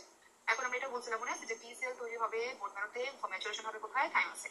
এবং থাইমাসে যদি কোনো ঝামেলা হয় তাহলে সমস্যাটা কি হবে? বি সেলের ঝামেলা হবে। তাহলে থাইমিক ডেভেলপমেন্ট যদি না হয় সেই ডিজিজের নাম কি হবে? D George syndrome. হ্যাঁ, আচ্ছা, তারপর আমরা পড়ছি যে টি সেল কাজ করার জন্য কি দরকার? এইচএলএ মলিকুলার এক্সপ্রেশন দরকার। তাহলে কোনো কারণে যদি টি সেল মানে এইচএল এক্সপ্রেশন করতে না পারে সেই ডিজিজের নাম কি হবে? Bare lymphocyte syndrome. আচ্ছা, কোনো কারণে টি সেল যদি সাইটোকাইন তৈরি করতে না পারে সেই ডিজিজের নাম হবে সাইটোকাইন ডেফিসিয়েন্সি। কোনো কারণে অ্যাপোপ্টোসিস না হলে ডিজিজের নাম হয়ে যাবে অটোইমিউন লিম্ফোপ্রলিফারেটিভ সিনড্রোম। জাস্ট এখান থেকে এই হেডলাইনগুলো ধরে ধরে নামগুলো জানতে হবে। তাহলে টি সেল ডেফিসিয়েন্সি থেকে ডিজিজ করতে হবে দুইটা, মূলত ইনফিনিটি স্টার ডিজিজ দুইটা, একটা হচ্ছে সিভিয়ার কম্বাইন্ড ইমিউনো ডেফিসিয়েন্সি আর একটা হচ্ছে ডি জর্জ সিনড্রোম। এই দুটো ডিজিজ মাস্ট টু নো। আচ্ছা, তাহলে ডি জর্জ সিনড্রোমের জন্য আমাদেরকে যে জিনিসটা জানতে হবে সেটা হচ্ছে আচ্ছা আমরা এই স্লাইডটা একটা ইউজ করি। এই স্লাইডে দেখেন ডিজর্জ সিন্ড্রোমের জন্য আমরা মূলত জানি যে আমাদের থাইমাস, হ্যাঁ থাইমাস ডেভেলপমেন্টের জন্য, তাহলে এটা একটা থাইমাস ডেভেলপমেন্টের জন্য আমাদের লাগে কোন জায়গা থেকে ডেভেলপ হয়, third and fourth pharyngeal pouch, ঠিক আছে, third and fourth pharyngeal pouch থেকে মূলত থাইমাস ডেভেলপ হয়। এখন এই third and fourth pharyngeal pouch থেকে আর কি কি ডেভেলপ হয়, তাহলে একটা তো থাইমাস, থাইমাস ছাড়া আর কি কি ডেভেলপ হচ্ছে আমরা জানি, আমাদের ফেসের যে এই এরিয়াটা, ফেস এবং থ্রট, হ্যাঁ এই যে আমাদের থাইমাসের যে এরিয়াটা, এই এরিয়াটার মোটামুটি পুরোটাই third and fourth pharyngeal pouch থেকে আসে। তাহলে আমরা বলতে পারি যে আমাদের প্যারাথাইরয়েড হরমোন মানে প্যারাথাইরয়েড গ্ল্যান্ড যেটা সেটা আসছে। তারপর আমাদের এসোফেগাস, ট্রাকিয়া, ট্রাকিয়া হচ্ছে কি মানে অ্যাওর্টা, যে অ্যাসেন্ডিং অ্যাওর্টা, তাহলে অ্যাওর্টা এগুলো সব থেকে আসতেছে আমাদের third and fourth pharyngeal pouch থেকে। এছাড়া আমাদের ফেস এবং প্যালেট, হ্যাঁ ফেস প্যালেট বা লিপ, এই এরিয়াগুলো আমাদের তৈরি হচ্ছে third and fourth pharyngeal pouch থেকে।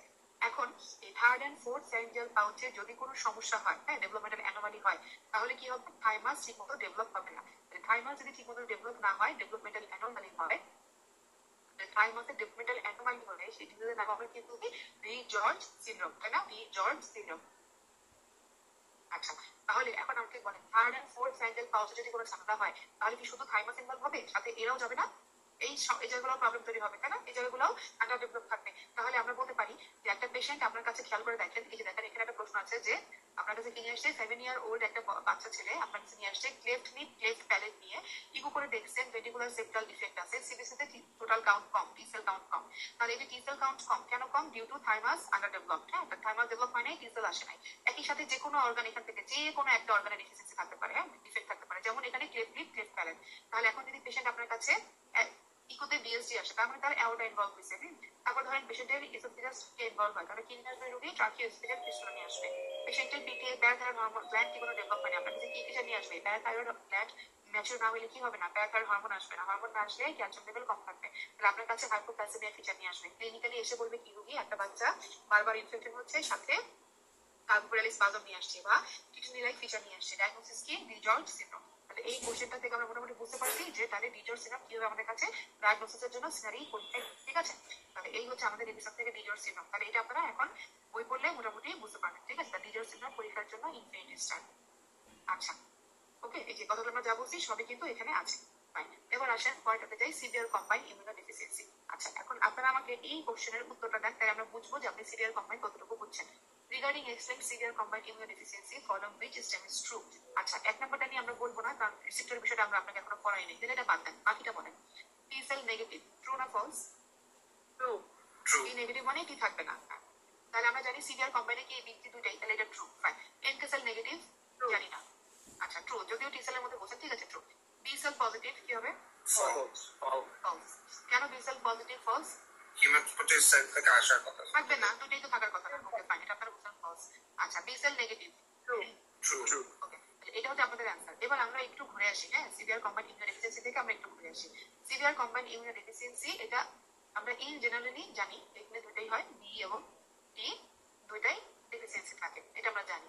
আচ্ছা কিন্তু আমরা যখন আরো মাইক্রো লেভেলে যাবো তখন জানবো যে সিভিয়ার কম্বাইন্ড ইমিউনোডেফিসিয়েন্সি মেইনলি দুই ভাবে হতে পারে, হ্যাঁ দুই ভাবে হতে পারে। একটা হচ্ছে এক্স লিঙ্কড, আর একটা হচ্ছে আমাদের একটা এনজাইমের ডিফেক্টের জন্য হতে পারে, এনজাইম ডিফেক্ট, ঠিক আছে। তাহলে এক্স লিঙ্কটা আমরা আগে নরমালটা বুঝি, তাহলে আপনি প্যাথোলজি অটোমেটিক্যালি বুঝবেন। আমাদের বডিতে একটা রিসেপ্টর আছে, আমাদের যে এখানে আমাদের একটা রিসেপ্টর আছে, নাম হচ্ছে ইন্টারলিউকিন 2 রিসেপ্টর জিন। এই ইন্টারলিউকিন 2 রিসেপ্টর জিন থেকে কিছু ইন্টারলিউকিন রিলিজ হয়, সেই ইন্টারলিউকিনটা কি এটা বই আছে, মুখস্থ করে নেবেন পরে, আমাদের কনসার্ন না। কনসার্ন হচ্ছে এই ইন্টারলিউকিন 2 রিসেপ্টর জিন আছে যারা আমাদের বডিতে কিছু ইন্টারলিউকিন রিলিজ করে, এবং এই ইন্টারলিউকিন গুলা মূলত টি সেল এবং এনকে সেলের ম্যাচুরেশনে হেল্প করে, ঠিক আছে। তাহলে এই ইন্টারলিউকিন 2 রিসেপ্টর জিনটা মূলত আমরা বলতে পারি এই টি সেল এবং এনকে সেলের ম্যাচুরেশনে হেল্প করে, ক্লিয়ার।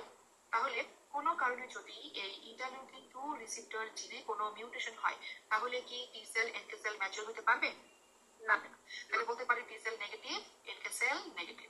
কিন্তু খেয়াল করেন এই ইন্টারলিউকিন 2 রিসেপ্টর জিন কিন্তু বি সেলের উপরে কোনো রোল নাই তার, তাহলে কি আমি বলতে পারি না এই ক্ষেত্রে বি সেল কেমন থাকবে, পজিটিভ। তাহলে বুঝতে পারছেন সিভিয়ার কম্বাইনের মধ্যে কিন্তু একটা প্যাচ আছে।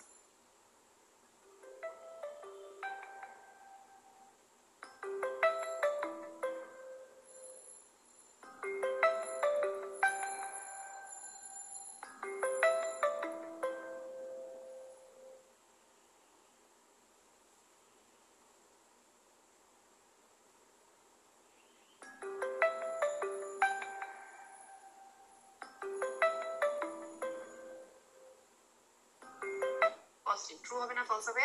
ট্রু হবে। B cell negative, False. False. False. তাহলে এইটা প্রশ্ন আসলেই খেয়াল করতে হবে এটা কি এক্স লিঙ্ক বলছে বা যেটা এনজাইম ডিফেক্ট বলে দিছে। যদি না বলে তাইলে কিছু যদি নাই, এখন আমি এখান থেকে এক্স লিঙ্ক কেটে দিলাম, তাইলে কিন্তু আপনারা যা বলছেন তাই, হ্যাঁ এটা অ্যান্সার। এক্স লিঙ্কটা দিয়ে দিলাম, তাইলে আবার এটা অ্যান্সার। শুধু এইটুকু পরীক্ষা হলে খেয়াল করতে হবে, এটাই পরীক্ষার কোশ্চেনের টুইস্ট। এখন আসেন আরেকটা ডিজিজ কি আছে, ডিফেক্ট কি আছে। এক্স এই যে সিভিয়ার কম্বাইন্ড ইমিউনোডেফিসিয়েন্সি দুই কারণে হয় বলছি, একটা হলো এক্স লিঙ্ক জেনেটিক্যাল, এটা অটোসোমাল ডমিনেন্ট ডিসঅর্ডার। যদি এনজাইম ডিফেক্ট হয় কি, এটা আমরা নরমালটা বলি, তাহলে আপনি প্যাথোলজি অটোমেটিক বুঝবেন। নরমালটা কি, আমাদের বডিতে একটা এডিএ নামের এনজাইম আছে, আমরা জানি নাম কি, অ্যাডিনোসাইন ডিঅ্যামাইনেজ। এই এনজাইমের কাজ হচ্ছে আমাদের বডির যে লিম্ফোসাইট সেল আছে, কারা, লিম্ফোসাইট। লিম্ফোসাইট সেলের ভিতরে কিছু মেটাবোলাইট জমা হয়, হ্যাঁ টক্সিক মেটাবোলাইট, নাম হচ্ছে পিউরিন। নাম কি, পিউরিন মেটাবোলাইট ডিপোজিশন হয়। এখন এডি এর কাজ হচ্ছে এই পিউরিন মেটাবোলাইট গুলাকে সে বডি থেকে ওয়াশ আউট করে দেয়। তার মানে ভালো সেলের জন্য তার লিম্ফোসাইট গুলো ভালো থাকবে, বেঁচে থাকবে, হেলদি থাকবে। এখন প্রবলেম হচ্ছে কোনো কারণে যদি এই এডি এর ডেফিসিয়েন্সি হয় বা না থাকে, তখন কি হবে, এই এরিয়া না থাকলে এই পিউরিন মেটাবোলাইট গুলোকে তো আর ওয়াশ করতে পারবে না। তখন কি হবে, সেলের মধ্যে প্রচুর পিউরিন মেটাবোলাইট জমে থাকবে এবং যেহেতু এটা টক্সিক, আলটিমেটলি লিম্ফোসাইটটাকে মেরে ফেলবে, ডেথ হয়ে যাবে। তাহলে লিম্ফোসাইট যদি মারা যায় তাহলে আমার এনকে সেলও লিম্ফোসাইট, টি সেলও যাবে, বি সেলও যাবে। সুতরাং সেই ক্ষেত্রে আমি বলতে পারবো T cell negative, B cell negative, NK সেলও নেগেটিভ। তাহলে এসিআইডি মানে সিভিয়ার কম্বাইন্ড ডিফিসিয়েন্সি যদি এডিএ ডিফিসিয়েন্সির জন্য হয় তাহলে তিনটাই যাবে। যদি এক্স লিঙ্কড হয় তাহলে শুধু এনকে আর টি সেল যাবে, বি সেল ভালো থাকবে।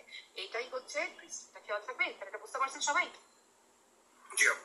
এই কথাটা এখন আপনার রিভিশনটা রিডিং দিবেন, এখন এটা ক্লিয়ার করে দিবেন। রিভিশন এই কথাগুলো এখানে এই যে বলা আছে, হ্যাঁ T negative, B negative, NK negative কখন, যদি এডিএ নেগেটিভ হয়। আর যদি এই যে গামার এই যে ইন্টারলিউকিন 2 রিসেপ্টর জিন, এখানে হচ্ছে আপনার এই যে দেখেন বি পজিটিভ কিন্তু টি আর এনকে নেগেটিভ। এই কথাগুলোই রিভিশন এখন করে দিবেন। আচ্ছা এরপরে বক্স নাম্বার চলে আসেন। বক্স নাম্বার হচ্ছে 4.11, 4.11 বক্স। এটাকে 5 স্টার দিয়ে দাগাবেন।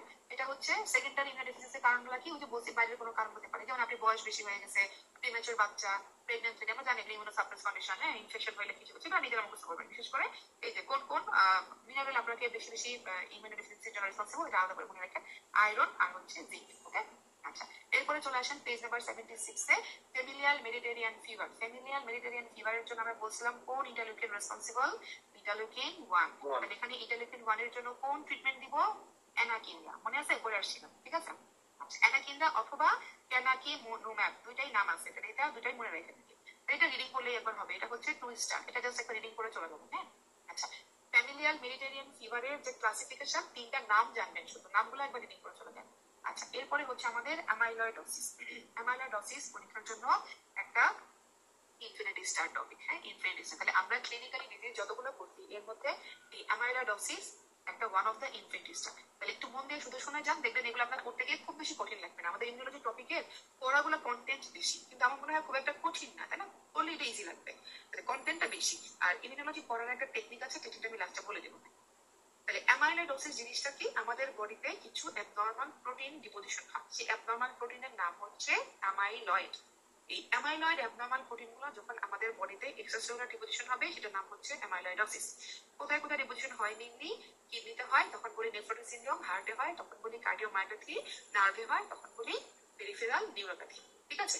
তাহলে মূলত অ্যামাইলয়েড ডিপোজিশন হয়। এখন যেহেতু এটা একটা অ্যাবনর্মাল প্রোটিন, বিভিন্ন অর্গানে ডিপোজিশন হচ্ছে, সো ডায়াগনোসিস কিভাবে করবো, আমরা বায়োপসি করবো। কি করবো, বায়োপসি করবো। কোথায় কোথায় বায়োপসি করবো, এফেক্টেড অর্গানের বায়োপসি করবো। আর কোথায় করতে পারি, রেকটাম করতে পারি, সাবকুটাস স্ট্রেচ করতে পারি। এখান থেকে বিসিপিএস এ একবার এসবিএ তে প্রশ্ন আসছে, হ্যাঁ এটা নোট করে রেখে দিন। এখন বায়োপসি করে আপনি কি ফাইন্ডিং এক্সপেক্ট করেন, বায়োপসি করে আপনি পাবেন অ্যাপেল গ্রিন বাইরেফ্রেঞ্জেন্স। এই কথাটা থাকা মানেই এটা হচ্ছে pathognomonic feature, pathognomonic feature for amyloidosis. তাহলে আপনি কোনো একটা পেশেন্ট আপনাকে নেফ্রোটিক সিনড্রোম করতেছেন, পরীক্ষার কোশ্চেন সলভ করতেছেন, দেখলেন প্রশ্ন আসছে নেফ্রোটিক রেঞ্জ অফ প্রোটিন নিয়ে প্রেজেন্ট করছে, বায়োপসি করছেন, অ্যাপেল গ্রিন বাইরেফ্রেঞ্জেন্স পাইছেন, ডায়াগনোসিস কি, অ্যামাইলয়েডোসিস। এখন অ্যামাইলয়েডোসিস এই বক্সটা একটু করতে হবে, বিশেষ করে রিঅ্যাক্টিভ এবং লাইট চেইন, এই দুইটা পরীক্ষায় বেশি প্রশ্ন আসে, হ্যাঁ পরীক্ষায় বেশি প্রশ্ন আসে, বাকিগুলা জাস্ট দিলেই হবে। তাহলে আমরা জানি দুই রকমের, reactive amyloidosis, light chain amyloidosis. এই দুইটা আমরা কিভাবে পরীক্ষার ফলে আপনি এসবি আলাদা করবেন। পরীক্ষার মধ্যে খেয়াল করবেন, রিঅ্যাক্টিভ অ্যামাইলয়েডোসিস 90% পেশেন্ট প্রেজেন্ট করে নেফ্রোটিক সিনড্রোম নিয়ে, ঠিক আছে। তাহলে একটা পেশেন্ট আপনার কাছে নেফ্রোটিক সিনড্রোম নিয়ে প্রেজেন্ট করছে, অবশ্যই তখন আপনাকে এই মনে রাখতে হবে এটা রিঅ্যাক্টিভ অ্যামিলোসিসের দিকে যাবে, ঠিক আছে। আর প্রিডিসপোজিং ফ্যাক্টরগুলো করবেন, তাহলে এটা আপনাকে পরীক্ষার হলে কিউ দিবে, সাথে পেশেন্টের কোনো একটা ইনফ্লামেটরি ডিজিজ আছে, আগে থেকে রিউমাটয়েড আর্থ্রাইটিস ছিল, বা তার পেশেন্টের টিউবারকুলোসিস হিস্ট্রি ছিল, সাথে এখন প্রেজেন্ট করছে, এটা রিঅ্যাক্টিভ অ্যামিলোসিসের দিকে যাবে। আর যদি লাইট চেইন অ্যামিলোসিস হয়, তাহলে আপনি কেমনে বুঝবেন? লাইট চেইনে সাধারণত সবগুলোই ফিচার থাকে, যেমন কার্ডিওমায়োপ্যাথি, মানে সব ইনভলভ করে, হার্ট, কিডনি, নার্ভ, নেফ্রোটিক রেঞ্জের পলিনিউরিয়া থাকবে, কার্ডিওমায়োপ্যাথিও থাকবে, পেশেন্টের নিউরোপ্যাথি থাকবে, কার্পাল টানেল নিয়ে প্রেজেন্ট করবে। এবং যদি আপনার প্রশ্নে বলা থাকে ম্যাক্রোগ্লোসিয়া, তার মানে বুঝতে হবে এটা কনফার্ম লাইট চেইন অ্যামিলোসিস। কারণ কি? Macroglossia is a pathognomonic feature for light chain amyloidosis, এবং this is a poor prognostic feature, ঠিক আছে। আর ডায়ালিসিস এপিসোডে সাধারণত একটা হিস্ট্রি থাকবে, ল্যাটেরাল ডায়ালিসিস হিস্ট্রি থাকবে, নাহলে আপনার রোগের বয়স বেশি থাকবে। আর হেরিডিটারি ক্ষেত্রে তো ফ্যামিলি হিস্ট্রি থাকবে। সো হেরিডিটারি কিরকম? এটা একটা autosomal dominant, autosomal dominant disorder. তাহলে ইম্পর্টেন্ট এর জন্য হতে বেশি এই দুইটা ভালো করে করবেন। এখন আপনার সাথে সাথে একটা কোশ্চেন দেখেন তো, দেখেন নিজেরাই পারবেন। একটা patient 80 years old, multiple myeloma, heart ফেলিউরের ফিচার আছে, ম্যাক্রোগ্লোসিয়া আছে, নেফ্রোটিক রেঞ্জ পলিনিউরিয়া আছে, ডায়াগনোসিস কি? লাইট কেন লাইট চেক করলাম? ম্যাক্রোগ্লোসিয়া যদি ম্যাক্রোগ্লোসিয়াটা না বলতাম, তাইলেও কিন্তু এটা কি হইতো? লাইট চেইনিং হইতো। Light কারণ chaining। কি? তার Light সবগুলো chaining ইনভলভমেন্ট, মাল্টিপল ইনভলভমেন্ট আছে। Very good. আচ্ছা, এরপরে বক্স নাম্বার, এটা হচ্ছে 5 স্টারকে দাগায়, এটা 3 স্টার দেন, 3 স্টার 4.14। কিন্তু অনেক আগে একবার বিসিপিসি পরীক্ষা আসে, বিসিপি সবসময় ইনফিনিটিভ প্রশ্ন করে না, মিস করতে পারে। এটা হচ্ছে ফাংশন করার দরকার নেই, শুধু কোন জিন কোন ডিজিজের জন্য রেসপন্সিবল, মুখস্থ। পরের বক্সে চলে আসেন 4.15 ইনফিনিটি স্টার, ইম্পর্টেন্ট। তাহলে এখান থেকে থাকবে আরেকটা কোশ্চেন, মানে হাইপার সেন্সিটিভিটির এক্সাম্পল ছাড়া পরীক্ষার হলে যাওয়া যাবে না। তাহলে ডেভিডসন থেকে তো হাইপার সেন্সিটিভিটি পড়তেই হবে, সাথে আপনাকে লেন্স মাইক্রোবায়োলজি থেকে এক্সাম্পল গুলা কভার করতে হবে। এখানে সব এক্সাম্পল কভার হয় নাই। তাহলে টাইপ 1 এর আরেক নাম হচ্ছে ইমিডিয়েট হাইপার সেন্সিটিভিটি, টাইপ 2 এর আরেক নাম অ্যান্টিবডি মেডিয়েটেড অথবা সাইটোটক্সিক, টাইপ 3 এর আরেক নাম ইমিউনো কমপ্লেক্স মেডিয়েটেড, আর টাইপ 4 এর আরেক নাম হচ্ছে ডিলেড, ডিলেড বা cell mediated hyper sensitivity, cell mediated. আচ্ছা, এখন আসেন আমরা ছোট করে একটু যদি দেখি যে টাইপ 1, টাইপ 2, টাইপ 3, টাইপ 4। আমরা কিন্তু লেকচারের শেষের দিকে চলে আসছি। আমি জানি আপনাদের অনেক বড় ক্লাস, অনেক ধৈর্য লাগে, আর একটু ধৈর্য নিয়ে থাকে নাকি প্রায় শেষের দিকে। আচ্ছা, এরপর আমরা শুধু অ্যাঞ্জিওডিমা করলে আমাদের কিন্তু মেইন ধারা শেষ। আচ্ছা, তাহলে আমরা আসি type 1 hyper sensitivity. Type 1 hyper সেন্সিটিভিটিটা কি? আমরা বলছি এটা কি একটা মোস্ট ফাস্টেস্ট, বা এটা আরেক নাম হচ্ছে কি ইমিডিয়েট হাইপার সেন্সিটিভিটি বা ইমিডিয়েট রিঅ্যাকশন। আচ্ছা, টাইপ 1 এ ঘটনাটা কি ঘটে, এটা আমরা শর্টকাট বলবো, এটা আপনাদের মুখস্থ করার দরকার নেই, জাস্ট শর্টকাট। বেসিক জিনিসটা না বুঝতে হবে, কারণ সব মনে থাকবে না। এক্সপিএস মানে কিন্তু একটা রেসিডুয়াল নলেজ, তো অবশ্যই বেসিক জিনিসটা না ক্লিয়ার করে জানা যাবে। তাহলে টাইপ 1 এ আমরা একটা জাস্ট মেকানিজম দেখি। ধরেন আপনার বডিতে একটা অ্যান্টিবডি আসে, এটা একটা অ্যান্টিজেন, প্যাথোজেন আসছে। আসার পরেও যে আমরা পড়ে এসেছি না, কি আসবে? অ্যান্টিজেন প্রেজেন্টিং সেল আসবে, এটাকে রিপ্রেজেন্ট করে কার কাছে যাবে? টি সেলকে অ্যাক্টিভ করবে। টি সেল থেকে কে আসবে? বি সেল অ্যাক্টিভ হবে। বি সেল থেকে ইমিউনোগ্লোবুলিন আসবে। কোনটা আসবে? যেহেতু টাইপ 1 হাইপারসেন্সিটিভিটি, তাহলে এখানে আসবে হচ্ছে ইমিউনোগ্লোবুলিন আইজিই, তাহলে আইজিই আসবে, তাই না? এই ইমিউনোগ্লোবুলিনটা কি করবে? পরবর্তীতে মাস্ট সেলের সাথে গায়ে গিয়ে বসে থাকবে, মাস্ট সেলের গায়ে বাইন্ড করে বসে থাকবে। পরবর্তীতে যখন এই অ্যান্টিজেনটা আবার এন্ট্রি করবে, যেমন ধরেন একটা ইনসেক্ট বাইট, ইনসেক্ট ভেনম, আমরা অ্যানাফাইলাক্সিসে পড়ে এসেছিলাম না এই পাথওয়েটা, তাহলে আবার যখন পরবর্তীতে আবার এটা এন্ট্রি করবে, তখন কি হবে? এটা তো সেন্সিটাইজ হয়েই ছিল, তখন সাথে সাথে মাস্ট সেলটা ডিগ্রানুলেশন হয়ে যাবে। মাস্ট সেলের ভেতর থেকে যে ভেসিকুলার যে জিনিসপত্র ইনফ্লামেটরি মিডিয়েটর ছিল, সেগুলো সব বের হয়ে আসবে, হয়ে সে রিঅ্যাকশন করবে। সো দিস ইজ, এটা হচ্ছে টাইপ 1 হাইপারসেন্সিটিভিটি বা আইজিই মেডিয়েটেড হাইপারসেন্সিটিভিটি অথবা ইমিডিয়েট হাইপারসেন্সিটিভিটি। এক্সাম্পলগুলো আচ্ছা আমরা যেটা বললাম অলরেডি, যে আচ্ছা আমরা চেষ্টা করবো যখন একটু মন দিয়ে শুনতে, তাহলে আমাদের জন্য ইজি হয়। আচ্ছা, অ্যান্টিজেনটা আসবে, আসার পরে অ্যান্টিজেন প্রেজেন্টিং সেল তাকে রিপ্রেজেন্ট করে, তারপর কি টি সেল অ্যাক্টিভ হয়, টি সেল থেকে বি সেল অ্যাক্টিভ হবে, বি সেল থেকে আলটিমেটলি ইমিউনোগ্লোবুলিন আসবে। এই ইমিউনোগ্লোবুলিন গুলো কোথায় যাবে? মাস্ট সেলের গায়ে গিয়ে বসে থাকবে। এটা হলো সেন্সিটাইজেশন। পরবর্তীতে যখন এরকম একটা অ্যান্টিজেন, এই অ্যান্টিজেনটা আবার এসে যখন এখানে বসবে, এতদিন তো এটা সেন্সিটাইজ হয়ে চুপচাপ বসেছিল, যখন এটা আবার আসবে, এখানে অ্যান্টিজেনের সাথে লাগবে, অ্যান্টিজেন অ্যান্টিবডি কমপ্লেক্স তৈরি হবে, সাথে সাথে মাস্ট সেল ডিগ্রানুলেশন হয়ে যাবে, মাস্ট সেলটা ভেঙে যাবে, ভেঙে মাস্ট সেলের ভিতর থেকে ইনফ্লামেটরি মেডিয়েটরগুলো রিলিজ হবে। এই মেডিয়েটরগুলো কি করবে? অ্যানাফাইল্যাকটিক রিঅ্যাকশন করবে, সেরাম ট্রিপ্টেজ আসবে, হিস্টামিন আসবে, তাই না? বিভিন্ন ধরনের মেডিয়েটরগুলো আসবে, অ্যানাফাইল্যাকটিক রিঅ্যাকশন করবে। তো আমরা টাইপ 1 হাইপারসেন্সিটিভিটির কমনেস্ট এক্সাম্পল হিসেবে কি জানি? হাইপারসেন্সিটিভিটি অ্যানাফাইল্যাকটিক রিঅ্যাকশন, মনে আছে? এখন আপনারা এক্সাম্পল দেখেন, এই যে দেখেন অ্যালার্জিক ডিজিজ, তাই না? এখানে কোন ইমিউনোগ্লোবুলিন রেসপন্সিবল? IgE responsible. আর কারা কারা আছে? মাস্ট সেল ডিগ্রানুলেশন, আমরা কিন্তু এটা অলরেডি পড়ে ফেলছি। আচ্ছা, এই হচ্ছে টাইপ 1। ভাই আপনি কি এটা বুঝতে পারছেন? জি আপু। আচ্ছা ঠিক আছে, তাহলে এবার আমরা টাইপ 2টা দেখি। টাইপ 2 এর আরেক নাম কি বলছিলাম? টাইপ 2 এর আরেক নাম বলছিলাম অ্যান্টিবডি মেডিয়েটেড অথবা সাইটোটক্সিক। আচ্ছা, তাহলে দেখেন সাইটোটক্সিক মানে কি? সাইটো মানে সেল, টক্সিক মানে মেরে ফেলবে, তাই না? তাহলে আমাদের বডির একটা এক্সাম্পল নিই। ধরেন আমাদের বডির একটা প্ল্যাটিলেট, এই প্ল্যাটিলেটটা আমাদের বডির নিজস্ব না? আচ্ছা, ভালোভাবেই তো আছে, তো আমাদের বডির সেল। ও কি অ্যান্টিজেন? না তো, ও তো অ্যান্টিজেন না, ও তো বাইরের কেউ না, ওটা আমার বডি। কিন্তু এখানে কি হয়, আমার বডি এই প্ল্যাটিলেটটাকে পরে মনে করা শুরু করবে, ঠিক আছে? তাহলে ওকে মনে মনে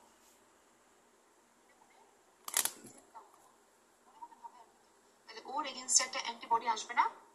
ওর এগেনস্টে একটা অ্যান্টিবডি এসে কি করবে, ওর গায়ে বাইন্ড করবে, করে এটাকে ডিস্ট্রয় করে দিবে। যেমন এক্সাম্পল কি, আইটিপি, ইডিওপ্যাথিক থ্রোম্বোসাইটোপেনিক পারপিউরা। হ্যাঁ, তাহলে যে দেখেন আমাদের এই যে এক্সাম্পল গুলো, autoimmune hemolytic anemia, idiopathic thrombocytopenic purpura, হ্যাঁ, এগুলা। তাহলে এই যে দেখেন বাইন্ডিং অফ সাইটোটক্সিক আইজিজি বা আইজিএম, বিশেষ করে জি এবং এম, এখানে যে অ্যান্টিজেন কোথায় লাগবে? To antigen on the surface of the cells, ঠিক আছে? তাহলে আমাদের বডির সেলটাকেই ওরা অ্যান্টিজেন কাউন্ট করে, তখন এই অ্যান্টিবডি। তাহলে এখানে কোন অ্যান্টিবডির নাম বললাম? আইজিজি অথবা এম, মনে রাখতে হবে এই কথাটা, হ্যাঁ এটা। আচ্ছা, তাহলে একটা এক্সাম্পল গেল। তাহলে এটাকে আমরা কি বলতেছি? Antibody mediated. যেহেতু অ্যান্টিবডি নিজে সেটাকে মারতেছে, অ্যান্টিবডি মেডিয়েটেড বা সাইটোটক্সিক। কারণ কি, নিজের যে সেলটাকে সে, আমার বডির সেলটাকে সে মেরে ফেলতেছে, এই জন্য সাইটোটক্সিক হাইপারসেনসিটিভিটি টাইপ 2। এবার আসেন টাইপ 3। টাইপ 3 তে কি ঘটনা ঘটে? এখানে দেখেন ব্লাড ভেসেলস এর মধ্যে অ্যান্টিজেনও থাকবে, অ্যান্টিবডিও থাকবে, দুইটাই ফ্রি ঘোরাঘুরি করবে। হ্যাঁ, যখনই এই অ্যান্টিজেন অ্যান্টিবডি কমপ্লেক্স তৈরি হবে, তখনই কি হবে, আমাদের এগুলো অটো ইমিউন, কোনো কারণ নাই। হ্যাঁ, অ্যান্টিজেন অ্যান্টিবডি কমপ্লেক্স তৈরি হবে, কমপ্লিমেন্ট অ্যাক্টিভেশন হবে, ফার্দার আমাদের বডির বিভিন্ন জায়গায় ডিপোজিশন হবে, এগুলো বিভিন্ন ধরনের ভাস্কুলার মাইক্রোভাস্কুলাচারে ডিপোজিশন হবে, হয়ে হয়ে ভাস্কুলাইটিস করবে। সেটার একটা কমন এক্সাম্পল হচ্ছে, এখানেও কোন অ্যান্টিবডি? এখানেও কিন্তু জি অথবা এম। হ্যাঁ, তাহলে এখানে একটা এক্সাম্পল কি, ভাস্কুলাইটিস, ভাস্কুলাইটিস বা এসএলই।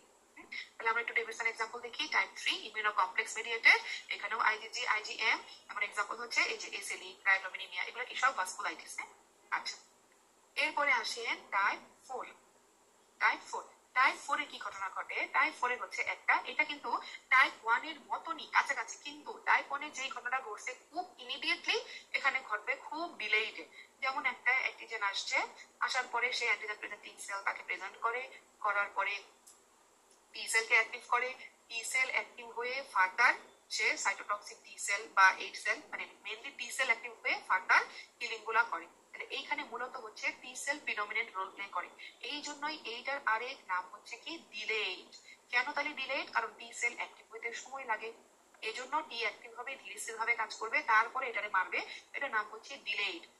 তাহলে আমরা ডিলেডের কয়েকটা এক্সাম্পল দেখি। যেমন এই যে দেখেন, ডিলেডের কয়েকটা, যে ডিলেড, এখানে কি হবে, অ্যাক্টিভেটেড টি সেল মূলত রোল প্লে করতেছে, এবং এখানে যে সেগুলো ট্রান্সপ্ল্যান্ট রিজেকশন, হ্যাঁ, টি সেল অ্যাক্টিভ হবে, তারপর রিজেক্ট করবে। এছাড়া টাইপ 1 কিছু ডিজিজ আছে, এজন্যই বলছি শুধু ডেভিডসনের এক্সাম্পল গুলো হবে না, আমরা একটু করে আপনাকে এক্সাম্পল গুলো দিয়ে দিচ্ছি। আপনাদের কষ্ট কমাই দিচ্ছি, দিয়ে দিচ্ছি। এখন বলেন আমাকে এখান থেকে, তাহলে আমরা অ্যান্টিবডি গুলো এখানে দেখেন, তাহলে টাইপ 4 এ কি কোনো অ্যান্টিবডি লাগছে? এখানে টি সেল সরাসরি কিলিং করছে, তাই না? তাহলে এখানে কোনো অ্যান্টিবডি নাই, দ্যাটস ওয়াই এখানে কোনো অ্যান্টিবডি রোল নাই।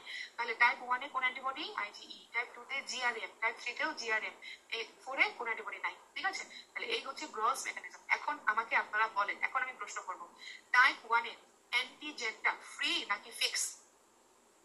এই ছবিটা দেখে বলেন। ফ্রি। এই যে অ্যান্টিজেন, এটা অ্যান্টিজেন, এটা কিন্তু ফ্রি। অ্যান্টিবডিটা সেলের গায়ে ফিক্স হয়ে আছে না? এটা ফিক্স অ্যান্টিবডি, তাই না? টাইপ 2 তে খেয়াল করেন তো, এই সেলটা, এটা তো আমার বডির নিজস্ব, মানে ও তো ফিক্স, তাই না? ও তো ফিক্স হয়ে আছে। তাহলে এখানে টাইপ 2 তে অ্যান্টিজেন কিন্তু ফিক্স হয়ে যাচ্ছে। হ্যাঁ, কারণ কি, অ্যান্টিজেনটা তো আমার বডির সেলটাকে অ্যান্টিজেন কাউন্ট করছে, দ্যাটস ওয়াই ও তো আমার বডিতে ফিক্সড, সেজন্য অ্যান্টিজেন ফিক্সড। কিন্তু অ্যান্টিবডি ফ্রি, ও ঘুরে ঘুরে এসে এই সেলের উপরে বসে সেলকে ডিস্ট্রয় করছে, সেজন্য এখানে অ্যান্টিবডি কিন্তু ফ্রি। টাইপ 3 তে কি আছে?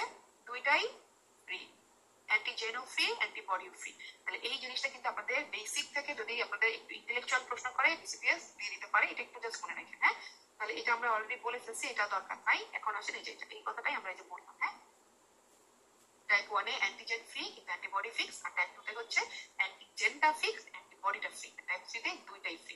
আর কোন কোন সেল ইনভলভ হয় এটা আমরা মোটামুটি জানি, অলরেডি পড়ে ফেলছি। এখানে যে টাইপ 4 এ মেইনলি টি সেল, হ্যাঁ, আর ম্যাক্রোফেজ তো থাকবেই, কারণ এপিসি আসে সেজন্য।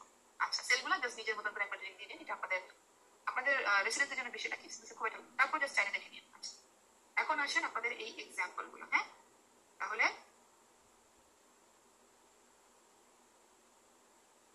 টাইপ টাইপ 1 2 টাইপ 1 2 3 4 এটার এই এক্সাম্পলগুলো আপনারা পরবর্তী পড়ার সময় একটু পজ দিয়ে নোট করে নিয়ে এই জিনিসটা আপনাদের জন্য ইনফিনিটি স্টার। হ্যাঁ, এখান থেকে একটা কোশ্চেন থাকবে, তাহলে অবশ্যই খুব ভালো করে করবেন। মনে রাখবেন এসিলি শুধুমাত্র টাইপ 3, হ্যাঁ 2 না, লেন্সে যাই থাকুক এটা টাইপ 3 থেকে আপনাকে বলতে হবে। আচ্ছা ঠিক আছে।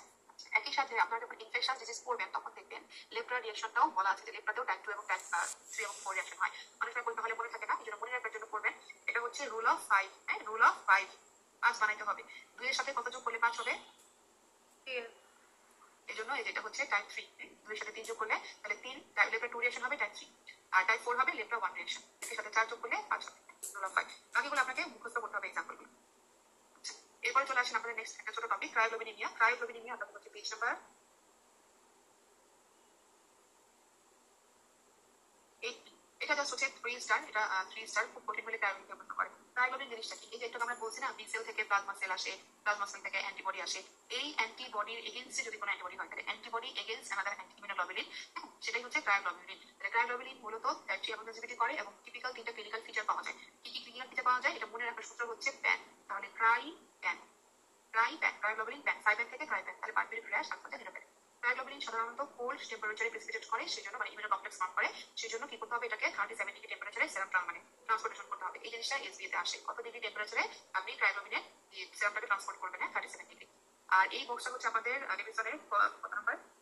4.16, 16 নাম্বার বক্স। এটাও হচ্ছে সেম, জিনিসটা ইম্পর্টেন্ট। ক্রায়োগ্লোবিনিমিয়াকে আমরা 3 ভাগে ভাগ করি, টাইপ 1, টাইপ 2, টাইপ 3। সব থেকে কমনেস্ট কোনটা? প্রিভ্যালেন্স বেশি হচ্ছে টাইপ 3, সেজন্য টাইপ 3 এর সবগুলো ভালো করে পড়বেন, বাকিগুলো নেই। বিশেষ করে ডিজিজ অ্যাসোসিয়েশন যদি কোনোটা করতে না পারেন তাহলে বলবো শুধুমাত্র টাইপ 3 এর সাথে কোন কোন ডিজিজ অ্যাসোসিয়েশন শুধু আপনি এইটুকু মেমোরাইজ করবেন। হ্যাঁ, কারণ ডেভিডসনের এফসিপিএস পরীক্ষা মানে হচ্ছে আপনার অ্যাসোসিয়েশন জানতে হবে। হ্যাঁ, তাহলে এই ডিজিজের নামগুলো যে অটোইমিউন ডিজিজ বলতে যেমন রিউমাটয়েড আর্থ্রাইটিস আর এসএলই, এই দুটো নাম জানতে হবে। আর হেপাটাইটিসের মধ্যে সি দুই জায়গাতেই থাকে, টাইপ 2 এবং টাইপ 3 দুই জায়গাতেই অ্যাসোসিয়েটেড থাকে, কিন্তু সি বিশেষ করে যে টাইপ 3 এর ক্ষেত্রে এগুলো হচ্ছে কমন। হ্যাঁ, আচ্ছা এরপরে হচ্ছে আমাদের ট্রাইপ্যানের পিআইএমজে কি যেন বলবেন? আপু এটা আমাদের ডেভিশনে আছে, ডেভিশনটা পড়লেই পাবেন। হ্যাঁ, এন ফর নিউরোপ্যাথি আর P for purpuric rash, E for arthritis. ডেভিশনে এটি নাম্বার পেজে প্যারাগ্রাফটা আপনি একবার রিডিং দিবেন তাহলেই পেয়ে যাবেন। হ্যাঁ, এই আছে হচ্ছে একটা ইমিউনোগ্লোবুলিন আরেকটা ইমিউনোগ্লোবুলিনের এগেইনস্টে এই ফর্ম হচ্ছে, তাই বলে আমরা বলছি না। আচ্ছা, প্রশ্নটা কি ছিল? কোশ্চেনটা আপু অ্যান্টিবডিজ এগেইনস্ট আদার ইমিউনোগ্লোবুলিনস, এই কথাটা। হ্যাঁ, যেমন এই যে আমাদের বডিতে কোনো একটা ইনফেকশনের এগেইনস্টে একটা অ্যান্টিবডি তৈরি হয়। হ্যাঁ, যেমন ধরেন আপনার রিউমাটয়েড ফ্যাক্টর, আমরা কি বলি রিউমাটয়েড ফ্যাক্টর কি? আমাদের বডির একটা ইমিউনোগ্লোবুলিনের এগেইনস্টে একটা অ্যান্টিবডি তৈরি হয় না? সেই ইমিউনোগ্লোবুলিন, এই যে আমাদের বডিতে যে ইমিউনোগ্লোবুলিন থাকে, এই ইমিউনোগ্লোবুলিনের এগেইনস্টে যদি কোনো অ্যান্টিবডি তৈরি হয়, আবার যে একটা ইমিউনোগ্লোবুলিন হয়েছে তার এগেইনস্টে আলাদা ইমিউনোগ্লোবুলিন তৈরি হয়েছে, দিস ইজ ক্রায়োগ্লোবুলিন। এটাই, সেজন্য এই যে অটোইমিউন ডিজিজগুলোর সাথে এগুলোর অ্যাসোসিয়েশন বেশি থাকে। কারণ অটোইমিউন ডিজিজে কি হয়, আমাদের নিজেদের কিছু অ্যান্টিবডির এগেইনস্টে কিছু মানে ইমিউনোগ্লোবুলিনের এগেইনস্টে কিছু অ্যান্টিবডি তৈরি হয়, তাদের এগেইনস্টে যদি আবার অ্যান্টিবডি তৈরি হয়, এরকম বিষয়টা। হ্যাঁ, আচ্ছা আচ্ছা এরপরে হচ্ছে আপনারা পেজ নাম্বার 81 এ দেখবেন অ্যালার্জি নিয়ে আমাদের একটা বড় পেজ আছে, অনেক বড়। এই অ্যালার্জি নিয়ে কথা কিন্তু আমরা চ্যাপ্টার 9 এ যখন ক্লাস করতে বলে আসছিলাম, বলছিলাম যে আমরা কিন্তু স্কিন প্রিক টেস্ট কখন করবো, এগুলো আমরা সব বলে আসছি। সেই জিনিসটাই বলছিলাম ইমিউনোলজি ক্লাসে দেখাই দিব। এই যে এখানে স্কিন প্রিক টেস্ট তাহলে কখন করবো, যে পেশেন্টের অ্যালার্জি কনফার্ম করার জন্য স্কিন প্রিক করবো, মনে আছে? হাইপার সেনসিটিভিটি কনফার্মের জন্য কি করবো? স্পেসিফিক আইজিই টেস্ট করবো। আমরা কথা বলে কিন্তু বলছিলাম যে অ্যালার্জি কনফার্ম করার জন্য স্কিন প্রিক টেস্ট করবো, আর হাইপার সেনসিটিভিটি কনফার্ম করার জন্য আইজিই টেস্ট করবো, আর অ্যানাফাইলিটিক রিঅ্যাকশন দেখার জন্য অবশ্যই মাসেল ট্রিপ টেস্ট। কেন? ওই যে বলছি, এই যে আমরা একটু পরে আসছি, এই যে অ্যানাফাইলিটিক রিঅ্যাকশন হবে যখন, তখনই তো আপনার মাসেল থেকে ট্রিপ টেস্ট রিলিজ হবে। এই যে ট্রিপ টেস্ট, তারপরে হচ্ছে আপনার হিস্টামিন, হ্যাঁ এগুলো রিলিজ হয়। তাহলে যেহেতু ট্রিপ টেস্ট রিলিজ না হলে তো অবশ্যই অ্যানাফাইলিসিস হবে না। যখনই আপনার এই যে অ্যানাফাইলিটিক রিঅ্যাকশন হওয়ার জন্য যে মাসেল ইনডিকেশন হবে, ট্রিপ টেস্ট আসবে, তারপরে অ্যানাফাইলিসিস হবে। সো অ্যানাফাইলিসিস কনফার্ম করার জন্য কি করতে হয়? সেরাম মাসেল ট্রিপ টেস্ট করতে হয়। এটা আমরা কিন্তু ইয়ার ক্লাসে বলছিলাম ইমিউনো মেডিসিন এপিডেমিক করার সময়। আচ্ছা, এছাড়া আর কি বলছিলাম, যে কোনো কারণে স্কিন প্রিক টেস্ট যদি করতে না পারি তাহলে অল্টারনেট টেস্টের নাম কি? এই যে দেখেন অল্টারনেট টেস্টের নাম হচ্ছে অল্টারনেটিভ স্কিন প্রিক টেস্ট, নাম কি? IgE test. হ্যাঁ, আইজিই টেস্ট মানে স্পেসিফিক আইজিই টেস্ট করবো। তাহলে কখন আমি স্কিন টেস্ট করতে পারবো না? যখন আমার কোনো এক্সটেন্সিভ স্কিন ডিজিজ, এগুলো বলছি আমরা, মনে আছে? একটু রিকাপ হচ্ছে, এক্সটেন্সিভ স্কিন ডিজিজ থাকবে। আরেকটা কখন? যখন রোগী হচ্ছে 3 দিনের মধ্যে অ্যান্টিহিস্টামিন খেয়ে ফেলবে। এই যে দেখেন, হ্যাঁ should be discontinue, antihistamine discontinue at least 3 days before testing. ঠিক আছে, ওকে। তাহলে এই জিনিসগুলো আপনাকে অবশ্যই পুরোটা এগুলো আপনি রিডিং করতে হবে, রিডিং না করার কোনো বিকল্প নাই। ইমিউনোলজি খুব ইম্পর্টেন্ট, পাশে কোশ্চেন থাকবে লাইন ইনফরমেশন। আচ্ছা ওকে ফাইন, এবার আসি আমাদের হচ্ছে নেক্সট টপিক এনজিও ইডিমা। আচ্ছা, যে কথাটা আমি আপনাকে এখন বলবো মানে দুঃখ পাওয়ার কারণ নাই, যে আপু এটা আপনি এত লাস্টে কেন বলতেছেন। আচ্ছা, ইমিউনোলজি পড়া শুরু করতে হয় শেষ থেকে। তাহলে আজকে যদি আপনি শেষ থেকে শুরু করেন তাহলে আপনার জন্য বুঝতে কষ্ট হবে। তাহলে প্রথমবার করতে হবে সামনে থেকে। আজকে যদি প্রথমবার করতেছেন সামনে থেকে বেসিক বুঝে তারপরে আপনি ধীরে ধীরে জেনে আসবেন। কিন্তু যখন আপনি সেকেন্ড টাইম রিভিশনে যাবেন, ইমিউনোলজি করতে হবে পেছন পাতা থেকে। তাহলে এখান থেকে ইম্পর্টেন্ট কোশ্চেন শুরু। একটা কোশ্চেন যদি বলে যে আমাকে যদি বলে ইমিউনোলজি থেকে একটাই কোশ্চেন করার সুযোগ আছে, আমি অবশ্যই এনজিও ইডিমা থেকে কোশ্চেন করবো। তাহলে এনজিও ইডিমার জন্য এটা হচ্ছে আপনার infinity to the power of infinity star, কলমের কালি দাগ শেষ না হওয়া পর্যন্ত এটা ইনফিনিটি একটা কোশ্চেন এখান থেকে মাস্ট থাকবে। এখন এটা সাবজেক্ট ইচ্ছা, হ্যাঁ একটা কোশ্চেন মাস্ট থাকবে। আচ্ছা, এখন এনজিও ইডিমা মূলত 4 রকমের। হ্যাঁ, allergy, idiopathic, hereditary, AC inhibitor. পরীক্ষায় কি আসবে? আপনাকে এখান থেকে এসবি দিবে। কি বলবে? এসবি তে ডায়াগনোসিস বের করে। ডায়াগনোসিস বের করতে পারলে আপনি বাকিগুলো বের করতে পারবেন।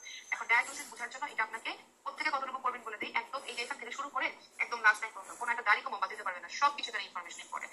ছবি দেখে বলতে পারতেছেন স্লাইডে প্রত্যেকটা জায়গায় মার্কিং করা আছে, হাইলাইট করা আছে। অ্যালার্জিক, অ্যালার্জিকের কারণ আমরা জানি, এগুলো আপনি বলতে পারবেন যে অ্যালার্জিকের কারণ আইজি ইমিডিয়েট, এগুলো বলার কিছু নাই। ইম্পর্টেন্ট পুরোটা শুধু মনে রাখবেন। একটা পেশেন্ট আপনার কাছে আসছে আর্টিকেরিয়াল র্যাশ নিয়ে, হ্যাঁ, যে আর্টিকেরিয়াল আছে, হিস্ট্রিতে বললো পেশেন্টের একটা অ্যালার্জেনের হিস্ট্রি আছে, ফুড, এনিমেল ডেন্ডার অথবা ইনসেক্টিভ ভেনম। ডায়াগনোসিস কি হয়ে যাবে? অ্যালার্জিক অ্যাঞ্জিওইডিমা। ঠিক আছে, তাহলে অ্যালার্জিক অ্যাঞ্জিওইডিমাতে আপনি কি টেস্ট করবেন? যেহেতু অ্যালার্জি, তাহলে অবশ্যই আপনাকে স্কিন প্রিক টেস্ট এবং অ্যালার্জিকের জন্য এই যে আইজি টেস্ট করতে হবে। ট্রিটমেন্ট কি? অ্যালার্জি আপনার অ্যান্টিহিস্টামিন দিতে হবে, অ্যালার্জি অ্যাভয়েড করতে হবে। ইডিওপ্যাথিকটা কি? ইডিওপ্যাথিক হচ্ছে সাধারণত নন আইজি ইমিডিয়েটেড। এখানে মূলত দেখেন ক্লিনিক্যাল ফিচারটা কি, এটাও আর্টিকেরিয়া রিপ্রেজেন্ট করবে, কিন্তু এখানে ইম্পর্টেন্ট ক্লুগুলো বইয়ের মধ্যে খেয়াল করতে হবে। আপনাকে বলবে যে এটাও আর্টিকেরিয়া রিপ্রেজেন্ট করবে, কিন্তু এখানে ছিল আপনার হিস্ট্রিতে থাকবে কি কোনো একটা অ্যালার্জেন স্পেসিফিক বা ফুড, যেমন animal dander, insect bite, insect venom. আমরা অ্যানাফাইলাক্সিস চ্যাপ্টারে কিন্তু প্রোভোকিং ফ্যাক্টরগুলো পড়িয়েছিলাম, সেই ফ্যাক্টরগুলাই, ঠিক আছে, ইনসেক্ট ভেনম, কোনো ড্রাগ, কোনো কন্ট্রাস্ট মিডিয়া, সেগুলো। কিন্তু ইডিওপ্যাথিকে কি স্টিমুলেশন হবে কোথায়? Heat, pressure, exercise. তাহলে একটা পেশেন্ট জিম করার 2 ঘন্টা পর আপনার কাছে আর্টিকেরিয়াল র্যাশ নিয়ে আসছে, ডায়াগনোসিস কি? Idiopathic oedema. কিভাবে বুঝবেন ক্লিনিক্যালি? ডার্মাটোগ্রাফিজম থাকবে, খুব ইম্পর্টেন্ট। ডার্মাটোগ্রাফিজম কি? আপনি যখন কোনো একটা পেশেন্ট এরকম করে স্ক্র্যাচ করবেন, সাথে সাথে এই জায়গাটা রেড হবে, সলিড হয়ে যাবে। This is dermatographism. আচ্ছা, একটা পেশেন্টের ডার্মাটোগ্রাফিজম আছে, সাথে আপনাকে বললো ছোটবেলা থেকে এরকম, মানে তার ছোটবেলা থেকে এরকম হয়, একটু বেশি গরম করলে, একটু গরম পানিতে গোসল করলে এরকম তার র্যাশ হচ্ছে। আপনি তার একটা ইনজেকশন করতে চান, কি করবেন? Thyroid function test. ঠিক আছে, থাইরয়েড ফাংশন। কারণ এখানে স্পেসিফিক আইজিই বা অ্যালার্জেন টেস্ট করে কোনো লাভ নেই, কারণ এটা তো ইডিওপ্যাথিক। ঠিক আছে, আচ্ছা, ট্রিটমেন্ট কি? শুধুমাত্র অ্যান্টিহিস্টামিন। কোন কোন ড্রাগগুলো এখানে রেসপন্সিবল? ইডিওপ্যাথিক অ্যাঞ্জিওইডিমার জন্য আবার এই ড্রাগগুলো রেসপন্সিবল। অনেক ক্ষেত্রে এই ড্রাগগুলো ইডিওপ্যাথিক অ্যাঞ্জিওইডিমা করতে পারে, এটা এক্সিপের জন্য মনে রাখবেন। এরপর আছে হেরিডিটারি অ্যাঞ্জিওইডিমা। এই যে 4টা অ্যাঞ্জিওইডিমা, এর মধ্যে মোস্ট কমন হচ্ছে হেরিডিটারি অ্যাঞ্জিওইডিমা। এটা আমরা অলরেডি জানি কেন হয়, ডিউ টু C1 ইনহিবিটর ডেফিসিয়েন্সির জন্য হয়। তাহলে এখানে আমি কেমনে বুঝবো? যেটা একটা হেরিডিটারি, তাহলে অবশ্যই অটোসোমাল ডমিনেন্ট ডিসঅর্ডার। এই যে কথাগুলো বলতেছি, প্রত্যেকটা লাইন, প্রত্যেকটা মানে ওয়ার্ড আপনার এমসিকিউ এবং এসএর জন্য ইম্পর্টেন্ট। এই বক্স কোনোভাবে কোনো লাইন, কোনো ওয়ার্ড, কোনো ইনফরমেশন আপনি বাদ দিতে পারবেন না। ইচ এন্ড এভরি লাইন থেকে ঘুরায় কাছে আপনাকে MCQ, either MCQ or SA দিবেন। ঠিক আছে, তাহলে হেরিডিটারি অ্যাঞ্জিওইডিমা বোঝার একটা ক্লু যে পেশেন্টের কোনো আর্টিকেরিয়া থাকবে না। এই যে দেখেন, নট অ্যাসোসিয়েটেড উইথ আর্টিকেরিয়া, কিন্তু পেশেন্টের লাইফ থ্রেটেনিং রেসপিরেটরি অবস্ট্রাকশন থাকবে এবং সিভিয়ার অ্যাবডোমিনাল পেইন থাকবে। এই হচ্ছে ক্লু, একদম তুলে দিবে ক্লুগুলো। জাস্ট ডায়াগনোসিস করতে হবে হেরিডিটারি অ্যাঞ্জিওইডিমা। হ্যাঁ, আচ্ছা, ইনভেস্টিগেশন কি করবো? যেহেতু সমস্যা C1 ইনহিবিটর ডেফিসিয়েন্সি, তাহলে C1 ইনহিবিটর লেভেল করবো, কম পাবো। ট্রিটমেন্ট কি দিব? C1 ইনহিবিটর লেভেল বাইরে থেকে দিতে হবে। তাহলে যে দেখেন C1 ইনহিবিটর কনসেন্ট্রেট দিতে হবে। এছাড়া অ্যান্টিবায়োটিক স্টেরয়েড দেওয়া যায়, আর অনেক ম্যানেজমেন্ট আছে। এটা ট্রিটমেন্ট আপনারা অবশ্যই ডিভিশন থেকে প্যারাগ্রাফ থেকে একবার রিডিং দিয়ে নেবেন। হ্যাঁ, আর এসি ইনহিবিটর তো নামের সাথেই আছে যে ড্রাগ ইনডিউস, মূলত এসি ইনহিবিটরের হিস্ট্রি থাকে। এক্ষেত্রেও সাধারণত আপনার কাছে প্রেজেন্ট করবে মূলত হেড এন্ড নেক সোয়েলিং নিয়ে, এবং পেশেন্টের এই ক্ষেত্রে লাইফ অবস্ট্রাকশন থাকতে পারে। তাহলে এখানে ক্লুই হচ্ছে এসি ইনহিবিটর, অবশ্যই তার একটা হিস্ট্রি থাকবে। তাহলে হেরিডিটারির সাথে এসিটা আলাদা করার একটা ক্লু এখানে এসি হিস্ট্রি। ট্রিটমেন্ট কি করবো? সাথে সাথে কালপ্রিট ড্রাগ বন্ধ করতে হবে, আর কিছু না। তাহলে এখন একটা কোশ্চেন দেখাই, দেখান তাদের অ্যান্সার কি হবে বলেন তো আপনারা। Idiopathic angioedema. কেন idiopathic? Beach party, so heat থাকার কথা। Actually hereditary angioedema. আচ্ছা, বিচ পার্টিতে সবথেকে বেশি কি থাকে? হিট থাকে। বিচ পার্টি কি দিনের বেলা না রাত হলে তো ঠান্ডা লাগবে, তাইলে বিচ পার্টিতে কি থাকে? সি ফুড থাকে। সি ফুডের মধ্যে শেলফিশ থাকে, তাহলে সি ফুড শেলফিশ ফুড। এখন বলেন, এর আগের ক্লাসে পড়ে আসছিলাম অ্যানাফাইলাক্সিস, মনে আছে? সি ফুড শেলফিশ বলছিলাম, বেশি পাযুক্ত মাছ। তাহলে এখন বলেন বিচ পার্টি, তাহলে এখন বলে ডায়াগনোসিস অ্যালার্জিক। অ্যালার্জি। তাহলে ক্লিয়ার হয়েছে? তাহলে এইভাবে এখান থেকে বিভিন্ন প্যাটার্নে প্রশ্ন থাকবে। আচ্ছা, এটা কি হবে বলেন? এটার অ্যান্সার কি হবে? এই সিনেপ্রিক্টর। Very good. এই যে রেমোনেল হিস্ট্রি আছে, রেমোনেল হিস্ট্রি আছে, সিস্টেম অফ এসি। আপু আগের কোশ্চেন একবার দেখা। ঠিক আছে, জি। ওকে। এবার আসেন আপনাদের লাস্ট বক্স, মানে লাস্ট ইম্পর্টেন্ট বক্স। এখানে বিসিডিএস লেখা, এখানে বিসিডিএস থেকে আগে পড়বে প্রশ্ন আসছে। এটা হচ্ছে 4.20, দিস ইজ ট্রান্সপ্ল্যান্ট রিজেকশন। এই বক্সটা পড়বেন, আর ট্রান্সপ্ল্যান্ট রিজেকশনের ইনভেস্টিগেশনটা ভালো, মানে রিডিং করবেন পুরো প্যারাগ্রাফটা, রিডিং আর ইনভেস্টিগেশনটা খুব ভালো করে পড়তে হবে। আর মেইনলি এই বক্সটা, হ্যাঁ, রিজেকশন ট্রান্সপ্ল্যান্ট কোনো একটা অর্গান ট্রান্সপ্ল্যান্টেশন করে 4 রকমের রিজেকশন করতে পারে: hyper acute, acute cellular, acute vascular, chronic. এখন আপনি কিভাবে বুঝবেন যেটা হাইপার অ্যাকিউট? অবশ্যই টাইম দেখে। তাহলে আপনি ট্রান্সপ্ল্যান্ট করার পরে দেখা গেল 1 ঘন্টার মধ্যে, মিনিট টু আওয়ারের মধ্যে রিজেকশন হয়ে গেছে, তাহলে এটা কি হাইপার অ্যাকিউট? কারণ কি? কারণ এখানে হচ্ছে প্রি ফর্ম অ্যান্টিবডি ডোনার যদি তৈরি হয়ে থাকে। যেমন ধরেন কোনো একটা ছোটবেলায় আমি আমার কাজিনের কাছ থেকে ব্লাড নিয়েছি, ফর এক্সাম্পল আমি আমার কাজিনের ব্লাড নিয়েছি, ছোটবেলায় একবার ব্লাড নিয়েছি, তাহলে আমার বডিতে কি তার এগেন্সট অ্যান্টিবডি তৈরি হয়ে রয়েছে। এখন আমি বড় হওয়ার পরে আমার একটা রেনাল ফাংশন সমস্যা হচ্ছে, আমি একটা কিডনি তার কাছ থেকে ধার নিয়েছি, তখন কি হবে? ওই যে তার আগে থেকে তার বডির একটা অ্যান্টিবডি তৈরি হয়ে আছে, এখন যখন কিডনি নিয়েছি সাথে সাথে রিজেক্ট করে দিবে, রিজেক্ট করে দিবে না? তাহলে এটাই হচ্ছে প্রি ফর্ম অ্যান্টিবডি। তাহলে প্রি ফর্ম মানে কি? আগে থেকে যদি অ্যান্টিবডি তৈরি হয়ে থাকে তাহলে সাথে সাথে রিজেক্ট করবে, না টাইম দিবে না, রিজেক্ট করে দিবে না? তাহলে এটাই হচ্ছে প্রি ফর্ম অ্যান্টিবডি। তাহলে প্রি ফর্ম মানে কি? আগে থেকে যদি অ্যান্টিবডি তৈরি হয়ে থাকে তাহলে সাথে সাথে রিজেক্ট করবে, না টাইম দিবে না, মিনিট টু আওয়ারের মধ্যে। এই জন্য এটাকে বলা হয় হাইপার অ্যাকিউট। ঠিক আছে। অ্যাকিউট কেন বলতেছি, বিকজ এটা 1 মাসের মধ্যে আপনাকে রিজেক্ট করতেছে। So acute. এখন এটা কি সেলুলার নাকি ভাস্কুলার? সেলুলার হলে আপনাকে খেয়াল করতে হবে প্যাথোলজিক্যাল ফাইন্ডিং গুলো। সেলুলার ইনফিলেশন বেশি থাকবে, আর ভাস্কুলার হলে ভাস্কুলারিটিসের ফিচার থাকবে। আর ক্রনিক কখন বলবো, যদি 30 দিনের উপরে হয় তখন সেটাকে ক্রনিক বলবো, ঠিক আছে? আচ্ছা, আর এখান থেকে যেমন এই যে আপনাদের কোথায় কোন হাইপারসেনসিটিভিটি হয় এটা আমরা অলরেডি কিন্তু এক্সাম্পলে করে আসছি, ঠিক আছে? আচ্ছা, এরপর আসেন box number 4 point last box. এটা হচ্ছে 3 স্টার। এটা মানে জাস্ট নিজেরা করবেন, অনেক সময় প্রশ্ন আসে। 4.21 নাম্বার বক্স, যে আমরা যে এই যে ট্রান্সপ্লান্ট রিজেকশন হয় সেজন্য আমরা এইটাকে প্রিভেন্ট করার জন্য কি কি ড্রাগ ইউজ করি, হ্যাঁ, সেই ড্রাগের নামগুলো আর মেকানিজম দরকার নাই, মেজর অ্যাডভার্স ইফেক্ট গুলা এটা একবার লিখ দিবেন নিজেরা। এই পেজে আপনারা 85 নাম্বার পেজে ইনভেস্টিগেশনটা আমি এখানে স্লাইডে নাই, আপনারা নিজেরা একটু বই দাঁড়িয়ে নেন, হ্যাঁ। ইনভেস্টিগেশনটা নিজেরা করবেন, এটা পাশে লিখে রাখেন, এখান থেকে এসবি আসে। বিশেষ করে পোস্ট ট্রান্সপ্লান্ট বায়োপসি, হ্যাঁ, CD4 স্টেনিং। তাহলে আপনি একটা পেশেন্টের ট্রান্সপ্লান্ট করে ফেলছেন, করার পরে আপনি বুঝবেন কিভাবে যে এই পেশেন্টটা রিজেক্ট করতে পারে কি পারে না, সেটা আপনাকে বুঝতে পারবেন যদি পেশেন্টের CD4 স্টেনিংটা পজিটিভ হয়। আর এটা এসবি, যে পোস্ট ট্রান্সপ্লান্ট কিভাবে আপনি বুঝবেন যেটা রিঅ্যাকশন করতে পারে CD4 স্টেনিং এর মাধ্যমে, এটা এসবিতে আসে। আচ্ছা, এরপরে আমাদের কিন্তু মোটামুটি ডেভিডসন শেষ, ঠিক আছে? ডেভিডসন আমাদের শেষ। এখন আপনাদের দেখবেন লেকচার শিটে এরকম একটা সুন্দর একটা ইয়া দেওয়া আছে, এমএসি বা এইচএলএ অ্যাসোসিয়েটেড ডিজিজ গুলো, বিশেষ করে এইচএলএ B27। ডেভিডসনে আমাদের বিভিন্ন চ্যাপ্টারে বিভিন্ন সিস্টেমের মধ্যে ঢুকে বলা আছে যে এই ডিজিজটা এইচএলএ এত, এই ডিজিজটা এইচএলএ এত, একসাথে দেওয়া নাই। তাহলে এই বক্সটা একসাথে মুখস্থ করলে হয় কি, অনেক সময় পরীক্ষায় এমসিকিউ আসে যে এইচএলএ BR3 অ্যাসোসিয়েটেড কারা, হ্যাঁ, এইচএলএ BR4 অ্যাসোসিয়েটেড কারা, এইচএলএ B27 এটা হচ্ছে infinity to the power of infinity, খুব ইম্পর্টেন্ট। তাহলে এটা লেকচার শিটে আছে, দেখে নেবেন। এই পর্যন্ত আর কারো কোনো কোয়েরি আছে? সবচেয়ে ইম্পর্টেন্ট এইচএলএ B27টা অবশ্যই। আর এর বাকিগুলো মানে 3 আর 4টা কি একটু বেশি ইম্পর্টেন্ট, বাকিগুলো হচ্ছে নাকি সবই লাগবে? সবই লাগবে। কিভাবে লাগবে? যখন আপনি টেলিভিশন পড়ার সময় দেখছেন না আপু, যাকে চ্যাপ্টারে বলা আছে এইটা এইচএলএ অ্যাসোসিয়েটেড অটোইমিউন থাকলে, হ্যাঁ, বিশেষ করে রিমোটোলজিক্যাল ডিজিজগুলোতে, তো ডিসিপি এর সাথে ভরসা নাই কোনো, ফট করে একটা কোশ্চেনটা বলে দিল যে এইচএলএ এত কোনটা কোনটা, মেইনলি অ্যাটলিস্ট B4 আর 27টা পড়বেন। 3-4টা 5 স্টার বা 4 স্টার, 27 তো অনেক ইম্পর্টেন্ট, কারণ এটা কমনলি আমরা খুব করি না 27 অ্যাসোসিয়েটেড কারা আছে। যদি মনে রাখতে কষ্ট হয় শুধু 27 আর এইচএলএ আর 27ই করেন, অসুবিধা নেই, ঠিক আছে? আল্লাহ ভরসা, বাকিটা আল্লাহ ভরসা, চেষ্টা করেন, বাকিটা আল্লাহ পাক করে নিয়ে যাবে, হ্যাঁ। কারণ 100% আমার লাগবে না, 100% মনে রাখা পসিবল না। তবে যেটুকু করবেন ওইটুকু এমন ভাবে করবেন এখান থেকে যেন মার্কস না হয়, এটাই এক্সপ্রেস পার্ট, মানে যে কোনো পরীক্ষা পাস করার মূল অংশ। যে আপনি পড়া জিনিস ভুলে গিয়ে ভুল করলে আপনার নাম্বার চলে যাবে, যেটা পারলেন না সমস্যা, যেটা পারার মতো যেন করলাম হয়। আচ্ছা, এই পর্যন্ত কারো আর কোনো টপিক্সে কোনো কোয়েরি আছে, কারো বোঝার কোনো অসুবিধা আছে? না থাকলে আমরা সাজেশনটা চলে যাবো, মানে এক্সাম নাইট টপিক, মানে পরীক্ষা কালকে সকালে, আজকে রাতে ইমিউনোলজি থেকে আপনি চোখ খোলাবেন কোন কোন জায়গা, বুঝতেই পারতেছেন। ক্লাসে আপু যেগুলো বলছেন 20 স্টার, সেগুলাই আমরা জাস্ট আরেকবার একটু দেখে। আচ্ছা, কমপ্লিমেন্টারি ফিগারটা দেখলে কিন্তু পারবেন, ইমিউনোগ্লোবুলিনের যে বক্সটা একবার দেখতে হবে, বি সেল ডেফিসিয়েন্সির মধ্যে যেটা বলছি এইটা, আর টি সেলের মধ্যে এই দুইটা একবার দেখবেন, কারণ এগুলো একবার চোখে না দেখলে ভুল হয়। সেপ্টিক শক যদিও চ্যাপ্টার 9 এ, বাট এখানে আমি আরেকবার মেনশন করছি, হ্যাঁ। আচ্ছা, ডিজিজের মধ্যে অ্যামাইলোইডোসিস, অ্যাঞ্জিওইডিমা, ডিজিজ তো দুইটাই। অ্যালার্জি বা অ্যানাফাইলাক্সিস যদিও চ্যাপ্টার 9 এ পড়ছেন, এখানে অল্প কিছু আছে। ট্রান্সপ্লান্টেশন থেকে একটাই বক্স, আর হাইপারসেনসিটিভিটি থেকে মূলত এক্সাম্পল। এই বক্সগুলো হচ্ছে এখান থেকে ইনফিনিটি। আরেকটা ইনফিনিটি বাকি রয়ে গেছে, কোনটা বলতে পারবেন? এইচএলএ যেটা ইম্পর্টেন্ট কিন্তু আপনার মনে থাকে না, সেটাই আপনার জন্য এক্সাম টপিক, যেটা আমার মনে থাকে না। এটা সাবজেক্ট টু সাবজেক্ট ভ্যারি করবে। সুতরাং আমার যেটা মনে থাকে না ওটা আমি লিখে রাখতাম, এই বক্স মনে থাকে না, তাহলে ওটা আপনাকে পরীক্ষা হলে ঢোকার আগে একবার দেখে যেতে হবে। অনেকে দেখবেন মনে থাকে, অনেকে থাকে না, যার থাকে না তার জন্য ওটা ইনফিনিটি। তো এই ছিল আজকের ক্লাস। অনেক লং টাইম আপনাদের থাকার জন্য সবাইকে অনেক অনেক ধন্যবাদ। আশা করি কারো কোনো সমস্যা নেই, থাকে আপনারা প্রশ্ন করতেন, যেটা করেন না কিন্তু ধরে নিচে কোনো অসুবিধা নেই, ঠিক আছে? আর যদি একটা জিনিস একটু প্রশ্ন নাই, জাস্ট জানতে চাচ্ছিলাম যে এইটা ঝামেলার টপিক তো, এটা কোনো অনেক ইনফরমেশন তো মনে রাখতে হয়, অনেক সময় মনে থাকেও না, কোনো সাজেশন আছে কিনা মনে রাখার? ভাইয়ের শুরুতে ক্লাসে ছিলেন তো, তাহলে এই যে দেখেন আমরা পড়ার সময় কিন্তু, হ্যাঁ, আমরা কিন্তু পড়ার সময় এই জন্যই কিছু কিছু জায়গায় একটু মেনোমিক্স, একটু গল্প, একটু মানে রিলেভেন্সি দিয়ে দিয়ে আমি বলার চেষ্টা করছি যে সব তো পারবেন না। তবে আপনি দরকার হলে ক্লাস, আমি পার্সোনালি আপনি প্রশ্ন করছেন, আমি পার্সোনালি উত্তর দেই। আমি যেটা করতাম যে ক্লাসটা বেশি মানে পেঁচানো, ইমিউনোলজি তেমনি পেঁচানো সাবজেক্ট, এই ক্লাসগুলো আমি 2বার করে করতাম, মানে একবার তো করছি, আমি আরেকবার দেখতাম মাঝখানে, তাহলে আপনি প্যালেটেবল পাই, শুনতে শুনতে প্যালেটেবল পাই। আপনি ঠান্ডা মাথায় এখন এই যে নোটস করলেন বেশি দিলে করবেন না, তাড়াতাড়ি আপনি আজকে বুক মাটিটা দাঁড়িয়ে ফেলেন, নাচ কাজটা করে বসেন, বুক মাটি দাঁড়িয়ে ঘুমায় যান, কালকে সকাল থেকে পড়া শুরু করেন। দেখবেন যে প্রথমবার পড়তে একটু কঠিন লাগবে, পরে জিনিসগুলো বুঝে গেলে এরপরে সোজা লাগবে। এমনি বুঝতে কোনো অসুবিধা হয়েছে কোনো টপিক যেগুলো কঠিন? না, অনেক সুন্দর। তাহলে আপনি হচ্ছে প্রথমবার পড়ে ফার্স্ট থেকে পড়ে চলে যাবেন, হ্যাঁ, বেসিকটা সহ পড়বেন। তারপরে যখন বুঝে যাবেন জিনিসগুলো কি, তারপরে আপনি হচ্ছে ইম্পর্টেন্ট জায়গাগুলো মুখস্থ করবেন আর কোশ্চেন সলভ করবেন। তখন দেখবেন যে আপনার বারবার ব্রেন স্টর্মিং হবে, যাচ্ছে এটা তো ভুলে যাচ্ছে, আবার দেখতে হবে। আর এক্সপিরিয়েন্স বলেন বা যেই পরীক্ষায় বলেন, ডিভিশন হচ্ছে এমন বই, পড়বেন আর বুঝবেন, দিস ইজ ন্যাচারাল। যত পড়বেন তত রেসিডুয়াল গ্রো করবে। আর এটাই শুধু আর কিছু। আরো যেটি টিপস, যে একবার অনেক সময় হয় কি যে নিজের পড়তে কষ্ট বেশি হয়। আমি যেটা করতাম, আমি এক ক্লাস 2বার 3বার 4বার শুনতাম, ফার্স্ট ফরওয়ার্ড দিয়ে রেকর্ডেড ক্লাস শুনতাম, শুনলেও অনেক কিছু রিকাপ পাই, পড়ার থেকে শুনলে তাড়াতাড়ি মনে থাকে, এটা করা যায়। আর নোট থাকলে আপনার নোট আছে, নোট একটু দেখলেন, বারবার পড়লে দেখবেন ইজি। ইমিউনোলজি অনেক সোজা, হ্যাঁ, আর পরীক্ষার জন্য বেশি ইম্পর্টেন্ট হচ্ছে পেছন দিকটা, এটাই। তবে বেসিক থেকে কিন্তু একটা কোশ্চেন থাকবেই, মানে যার মধ্যে 2টা আপনার থাকবেই, হ্যাঁ, গত বছরও 2টা 3টা কোশ্চেন ছিল বেসিক থেকে। তো ঠিক আছে, আজকে এই পর্যন্তই, তাহলে আর কোনো প্ল্যানই নাই। আর কার কোনো প্রশ্ন আছে?